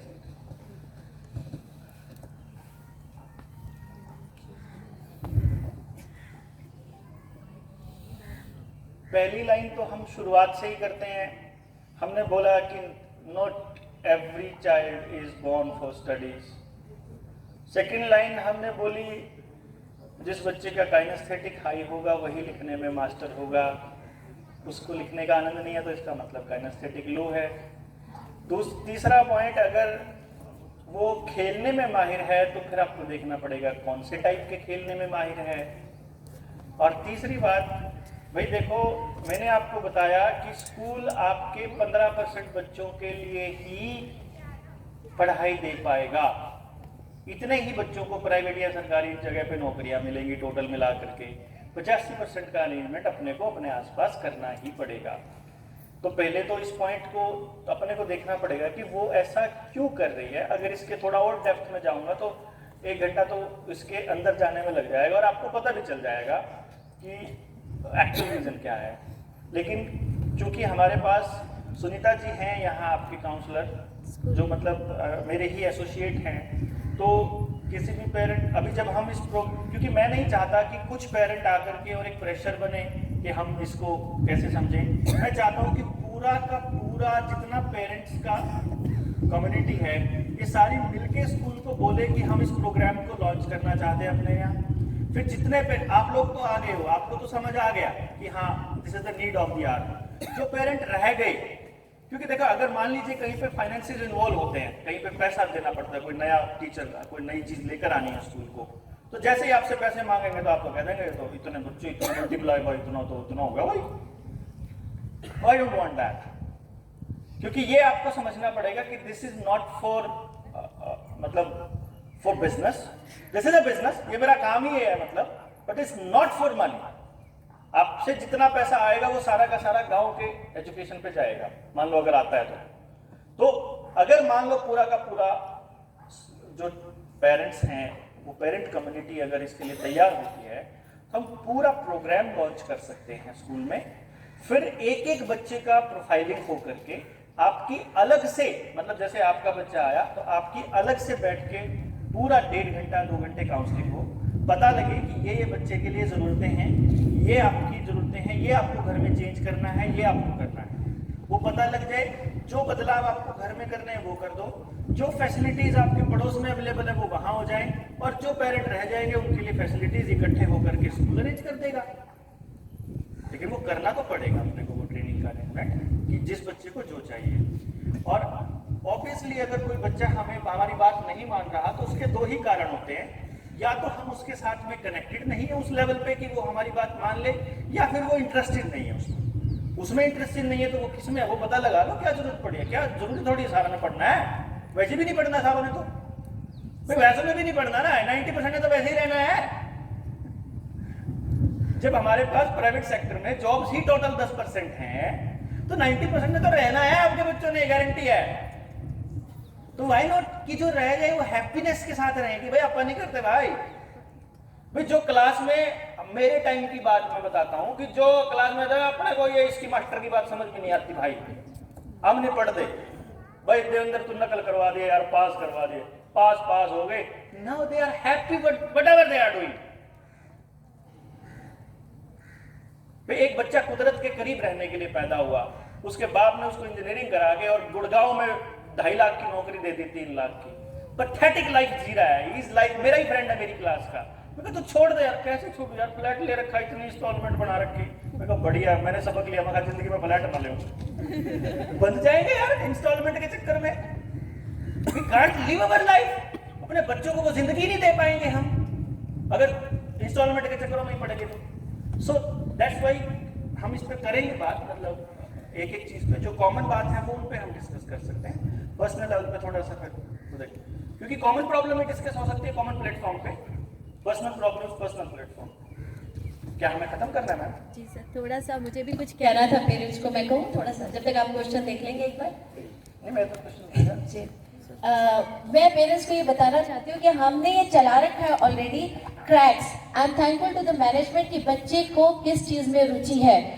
हम लोग इसको महीने में एक बार इस एक्टिविटी को करते हैं and we don't charge, management has paid for that program Cracks, but children are doing online. Parents को भी करना था, किसी भी पेरेंट्स ने उसको नहीं किया है, आधों की ईमेल आईडी नहीं है, आधे नहीं कर रहे हैं। इसमें पूरा रिजल्ट है, जब आप पीटीएम के लिए आए तो देखें उस रिजल्ट को कि आपका बच्चे में क्या काइनेस्थेटिक अच्छा है, क्या लिटरेरी है, क्या है। We have already doing it and my management is not charging, we are not charging for that and that is very expensive.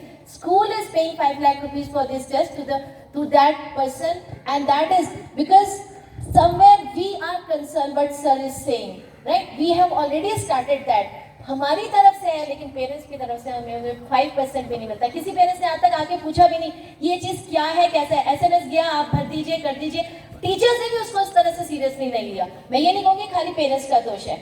I am forcing every day कि उसको कराया जाए, पेरेंट्स से उसको डिस्कस किया जाए। इस बार जब आप पीटीएम पे आए तो प्लीज आके पूछिए, जब हम ये करा रहे हैं we are paying for that, कि हमारे बच्चे का किस चीज में अच्छा है। इसमें ऑलरेडी दे रखा है किस चीज में अच्छा है। प्रॉब्लम है मैम, मैं आपको बताऊं कि जो साइकोमेट्रिक जो एनालिसिस होता है, if you put a questionnaire over a child, तो हमारे सर वी जस्ट सी, हम आपको आज जान रहे हैं but we had taken a step. मैं समझ गया, लेकिन मैं आपको ड्रॉबैक्स बता रहा हूँ, इसलिए आपको पता होना चाहिए। Because we have limited resources, because we have limited knowledge of observation. Parents की जो ऑब्जर्वेशन है वो सही या गलत में जब आ जाएगी तो डेफिनेटली मतलब उसके जवाब का जो लेवल होगा वो डिफरेंट होगा। साइकोमेट्रिक एनालिसिस का ये ड्रॉबैक रहता है। इसमें सिर्फ ये है कि वो एक ऐसा वो है analysis, but the thing is कि हम सिर्फ ये बताना चाहते हैं कि आपके बच्चे ने अगर यहाँ पर इसमें कमी है तो इस चीज़ पे ये ज़्यादा फोकस करें, इस चीज़ पे। पर पेरेंट्स अपनी तरफ से आके कभी नहीं पूछते और टीचर्स भी नहीं बताते। हमारी भी कमी है कि इस बार आप आए तो रिपोर्ट साथ में होनी चाहिए, टीचर्स भी ध्यान रखें कि that report should be there. Secondly sir ने ये कहा फोर्स करने के लिए, मैं खुद बोलूँगी कि I never forced my children. Being a principal, everyone expected me कि मेरा बच्चा IIT जरूर क्रैक करता होगा, मेरा बच्चा इसी स्कूल की प्रोडक्ट है। 12th उसने यहीं से किया, अब he is just 23 and he is a renowned आज की डेट में रैपर है। There are so many options, you know, and he is earning well, doing well in society. Elder one, art as the main subject लेके पास हुआ है, he is a game designer. The thing is, there are so many options. Look for that. Don't force. I never lived my dreams in them. I live my own dream myself. लेकिन मैंने उनको जिंदगी जीने के लिए कहा है। मैंने कहा अपना जो तुम करना चाहो, and they are very happy in their profession. They are enjoying it. Ultimately aim होता है पैसा कमाना। आप लोग के लिए ऐसा नहीं। जिंदगी में हैप्पीनेस भी होती है, जो सर ने कहा, दैट इज वेरी इंपॉर्टेंट। उसको देखिए वो क्या चाहता है, वेरी इंपॉर्टेंट। मेरे को लगता है आज के बाद से शायद हम सब का नजरिया कुछ चेंज हो जाएगा और हम सोचेंगे बच्चों के बारे में और चाहते आज सॉरी जरूर बोलेंगे अपने बच्चों को। Even we will also, I feel कि टीचर शुड ऑल्सो नाउ जो सर ने आज सिखाया उसको कुछ चीजें लेके टीचर्स भी बच्चों को उसी तरह से हैंडल करेंगे। हम तो करेंगे as a principal, I will also guide them as a parents. आपसे एक रिक्वेस्ट है, when you come to the school, that time you think that teachers are whatever they do, whatever they are doing for your kids. Sometime when you come, your words तीर की तरह लगते हैं हमें, as if like कि शायद हम गलत कर रहे हैं कुछ। अगर हम गलती बताते हैं, हम कुछ कहते हैं आपकी जरूरत है, तो कई बार आप लोग हमसे ऐसे ट्रीट करते हैं कि हमें ऐसा लगता है कि शायद we should not be in this profession. Right? हम क्या गलत कर रहे हैं आपके बच्चों को? पेरेंट्स आके बोलते हैं मैम बच्चा यहाँ आके गाली सीख गया। मुझे एक बात बताइए, क्या मैंने एक क्लासरूम लगा रखा है जहाँ मैं बच्चों को बिठा के बोलती हूँ आओ बच्चों गाली सीखो? क्या हम बच्चों को ये सिखाते हैं कि आओ बच्चों लड़ना सीखो? No school does that. कोई स्कूल नहीं करता। कहीं ना कहीं आपको झांकने की जरूरत है, क्या एनवायरनमेंट मिल रहा है, टीचर्स को देखने की जरूरत है, किस बच्चे से ऐसी चीज आ रही है, कहाँ से आ रहा है, उसके पेरेंट्स से बात करने की जरूरत है। सर ने सही कहा कि अगर हम सब नहीं मिलेंगे तो हम किस चीज को चेंज नहीं कर सकते। And I feel I am very lucky that I get that freedom from my management to do that for parents. अगर आज सर आए, no school has a counselor, we have counselor, I would like her to stand for 1 minute, she is coming। आपके जब भी results आते हैं उसके बाद मैम क्लास वाइज हम उन बच्चों को निकालते हैं जिनकी लो परफॉर्मेंस है, टीचर्स आता है, हम बात करते हैं, मैम 1-1 घंटा उनके साथ बैठती हैं, सारे बच्चों की हमने रिपोर्ट्स बना रखी है। We are working on that since 3 months she is with us. और आज अगर सर हैं तो मैम की वजह से स्कूल में है, तो I would like you to clap for her because we are doing on that. She is and वो पेरेंट्स टीचर्स को अभी अपने पेरेंट्स को इन्वॉल्व नहीं किया, जहाँ ज्यादा प्रॉब्लम है वहाँ पेरेंट्स को बुला रहे हैं। अदरवाइज टीचर को बताया जाता है मैम बताती है इस बच्चे को इस तरह से डील करो, इस बच्चे को इस तरह से डील करो, इनके पेरेंट्स को बताओ कि ये इस तरह से काम करेंगे तो ये ज्यादा अच्छा होगा। शी टेल्स अस आपको कोई ज्यादा प्रॉब्लम है कुछ है तो आप हमसे कांटेक्ट करें, हम आपके लिए स्पेशल अरेंज करेंगे कि मैम, लेकिन उसी आवर्स में, क्योंकि शी कम्स मंथ में 2 बार आते हैं, daily she can not come because she has her personal engagement like sir every day she is busy and I am lucky that she has given us month के 2-3 दिन उन्होंने हमें दिया। उसमें भी I know it's very difficult to bring her, मुझे 10 बार phone करके पूछना पड़ता मैम आप खा लियो, आज खा लियो, तो हमारी भी मजबूरी समझिए कि हम इससे ज्यादा टाइम में नहीं दे सकते। तो we are doing our part now, whatever sir has said that is your duty to follow it। तो हम अकेला नहीं कुछ कर सकते। We all are here। इसको हम ऐसे प्रपोज करते हैं मैम, आप जो जिस तरह से हम लोग स्टेटमेंट दे रहे हैं सभी पेरेंट्स तक ये वाइड स्टेटमेंट जा रही है। पेरेंट्स आर नॉट एक्सपर्ट, ना तो ऑब्जर्वेशन के एक्सपर्ट हैं वो, ना ही वो टीचिंग के एक्सपर्ट्स हैं, कुछ लोगों के अलावा जो टीचर्स नहीं है प्रोफेशनल्स। दूसरा उनके पास उस टाइप का वक्त नहीं है कि वो मतलब उस लेवल पे स्टैंड हो सके। फिर दूसरा स्कूल ओवर द टाइम मैंने, क्योंकि मैं स्कूल्स के पेरेंट्स के साथ ही रिसर्च पे रहता हूँ 24 घंटे, तो मैं जब लोगों से गांव में घर घर जा करके शहर में मेरी टीम पूरी रिसर्च करती रहती है, जब मैं लोगों से बात करता हूँ आप देखेंगे कि स्कूल और टीचर ने अपना जो फेथ है, उनमें जो फेथ है पेरेंट्स का, वो कहीं ना कहीं डाउन जा चुका है। रीजन बीइंग कि जब हम 3री-4थी क्लास के बाद हम आते हैं तो हमारे पास हमें रास्ता नहीं नजर आ रहा, यही तो प्रॉब्लम है, हमें नहीं दिख रहा कि हम कहाँ जाएं। अगर वो कोई चीज इंप्रूव, मान लीजिए हम कह रहे हैं कि इसका ये हाई है ये लो है और हम कह रहे हैं कि इसको हमने इंप्रूव करना है, अब इंप्रूव करने के बाद व्हाट, क्योंकि अगर हम लिमिटेड पॉइंट पे रहेंगे तो फिर कुछ भी नहीं हो पाएगा। इसलिए मैं एक प्रस्ताव रख रहा हूं आप लोगों के सामने, मतलब जैसे मैम ने बोला, प्रस्ताव ये है कि हम स्कूल के एक एक पेरेंट को बुलाएं, उनसे पहले ये बात जरूरी हो कि उनको क्या काम है, फिर आपको ऐसे कलेक्टिव अगर हम ऐसे बोल देंगे नहीं कर पाएंगे पेरेंट्स, हम कॉल करके एक एक पेरेंट को अलग अलग करके भी बुला सकते हैं। We can arrange a team for that, कि वो हर पेरेंट को बताए कि आपको क्या करना है, और देन फिर एक कलेक्टिव रिपोर्ट बने कि इतने बच्चों के लिए हमें ये अरेंजमेंट करना है, इतने बच्चों के लिए उसमें से ये पेरेंट होंगे, क्योंकि हम उसमें पेरेंट से भी पूछेंगे। मान लीजिए यहाँ पे बैठा हुआ कोई ना कोई वॉलीबॉल का कोच भी तो हो सकता है जो वॉलंटियरली आकर के स्कूल को अपनी सर्विसेज दे सकता है, कोई ना कोई बहुत अच्छा डिजाइनर भी तो हो सकता है जो अपने बच्चों को डिजाइनिंग सिखा सके, कोई बहुत अच्छा आर्टिस्ट भी हो सकता है। तो उनकी इन्वॉल्वमेंट को हम लोग इस तरीके से इन्वॉल्व करें कि पूरा मैनेज करके, और मेरे ख्याल say that would be better, अगर आप लोगों को लगता है तो, है ना? तो वो पूरा हर एक का इन्वॉल्वमेंट, क्योंकि जब तक आपका कुछ सिर्फ पैसे देने से माँ बाप को ऐसा लगता है कि सिर्फ पैसे दे दिए हमने, आपके भरोसे छोड़ दिए, अब आप जानो और बच्चा जाने, ऐसा नहीं होगा। पहले होता था, अब नहीं होगा। एक्टिव पार्टिसिपेट, ऐसा नहीं कि हर किसी को कुछ ना कुछ करना पड़ेगा, जो नहीं कर सकते कोई दिक्कत नहीं है, आप इस थॉट को आप आगे लेके जा सकते हो कि DPS is doing this wonderful thing. आप लोगों को बताइए, वो सिर्फ थॉट को लेकर जाना है, लोगों को बताना है कि डीपीएस ने एक ऐसा नया इनोवेशन शुरू किया है, एक ऐसा नया आइडिया है, and which is going to obviously आने वाले समय की सबसे बड़ी जरूरत है ये, क्योंकि रास्ते नहीं मिल रहे हैं। स्कूलिंग के बाद के मैं स्कूलिंग नहीं, मैं एजुकेशन की बात कर रहा हूं, और जितने लोग अभी तक जो चल रहा है सिस्टम, वो स्कूलिंग की बात हो रही है, लिटरेसी की बात हो रही है, अक्षर ज्ञान की बात हो रही है। अभी एक टीचर ने एक सवाल पूछा हुआ है कि एजुकेशन क्या है, that is a wonderful question. हम तो लिटरेसी के लिए बात कर रहे हैं ना, नंबरों के लिए, क्लासेस में परफॉर्मेंस के लिए तो बात कर रहे हैं सारा कुछ, कि ये इंप्रूव कर दो, ये इंप्रूव कर दो। That's why what I suggest is कि एजुकेशन बेसिकली आपके बच्चे को जिंदगी के लिए तैयार करने के लिए एक काइंड ऑफ एक टूल है, जो उस बच्चे का रियल में बेस्ट है वो निकाल के दे। हमारे में से तो बेस्ट किसी ने निकाल के दिया नहीं, हम तो कर दिए खराब एजुकेशन सिस्टम ने, हमारा तो कचरा मार दिया, अब अगली पीढ़ी के लिए और तैयार कर रहे हैं। तो नहीं उठेंगे, नहीं चलेंगे, नहीं करेंगे, तो मुझे नहीं लगता कि हम कहीं पहुंचेंगे, लेकिन चलना तो पड़ेगा अगर कहीं पहुंचना है। चलो पहुंचते हैं, नहीं पहुंचते हैं, लेट्स सी। मेरे ख्याल से हम ऐसा करते हैं कि आपके और क्वेश्चंस, और ये जो क्वेश्चंस हैं पेरेंट्स तक आप घर घर पहुंचा दीजिए, सभी पेरेंट्स से कलेक्ट कर लीजिए।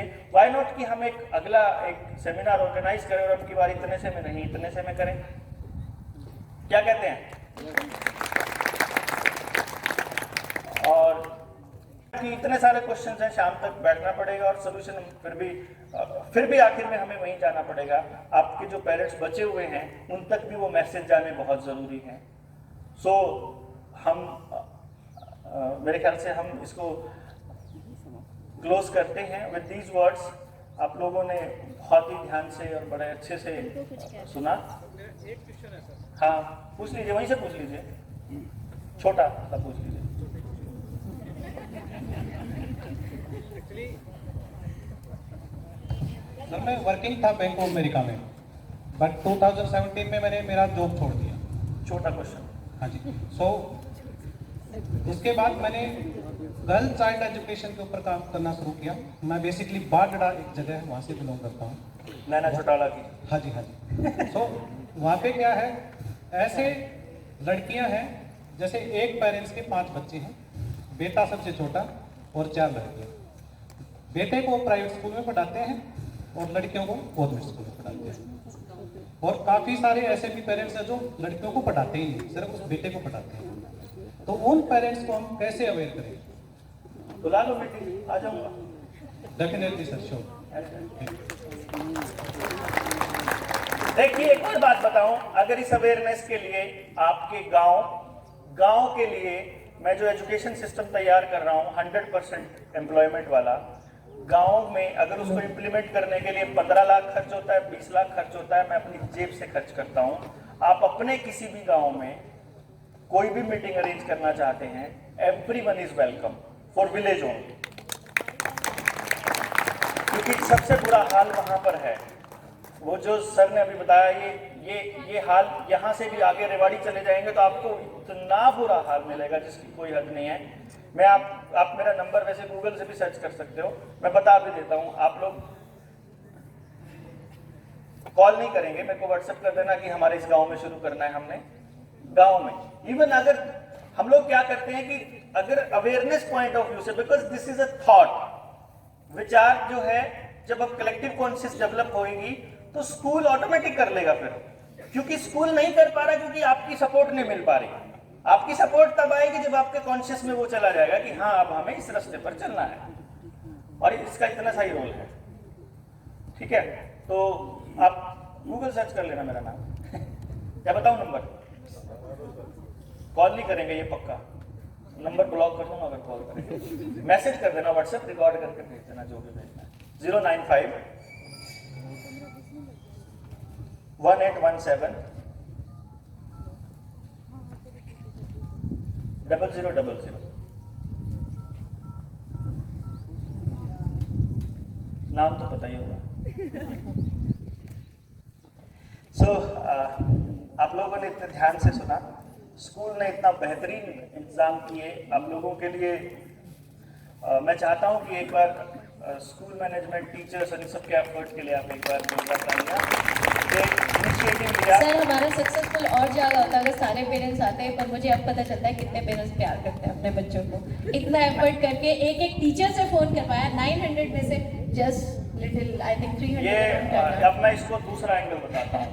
पहला पॉइंट, सब हाथ खड़ा कर चुके हैं, सब अपने बच्चों से प्यार करते हैं, सभी करते हैं। बेचारों को पता नहीं था कैसे दिखाना है।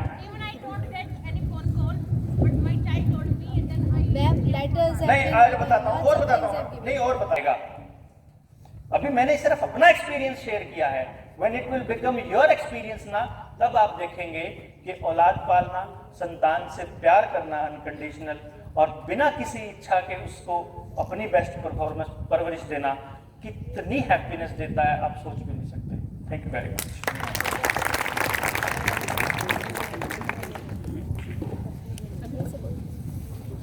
धन्यवाद सर। गुड पेरेंटिंग पर सर ने आज जितनी भी टिप्स हम सभी को बताए हैं, फोटो खींचे हुए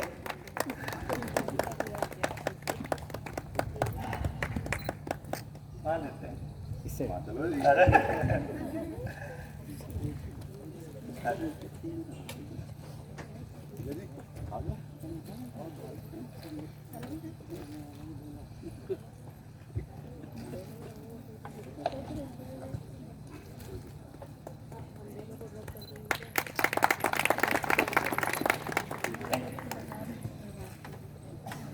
गुड पेरेंटिंग पर सर ने आज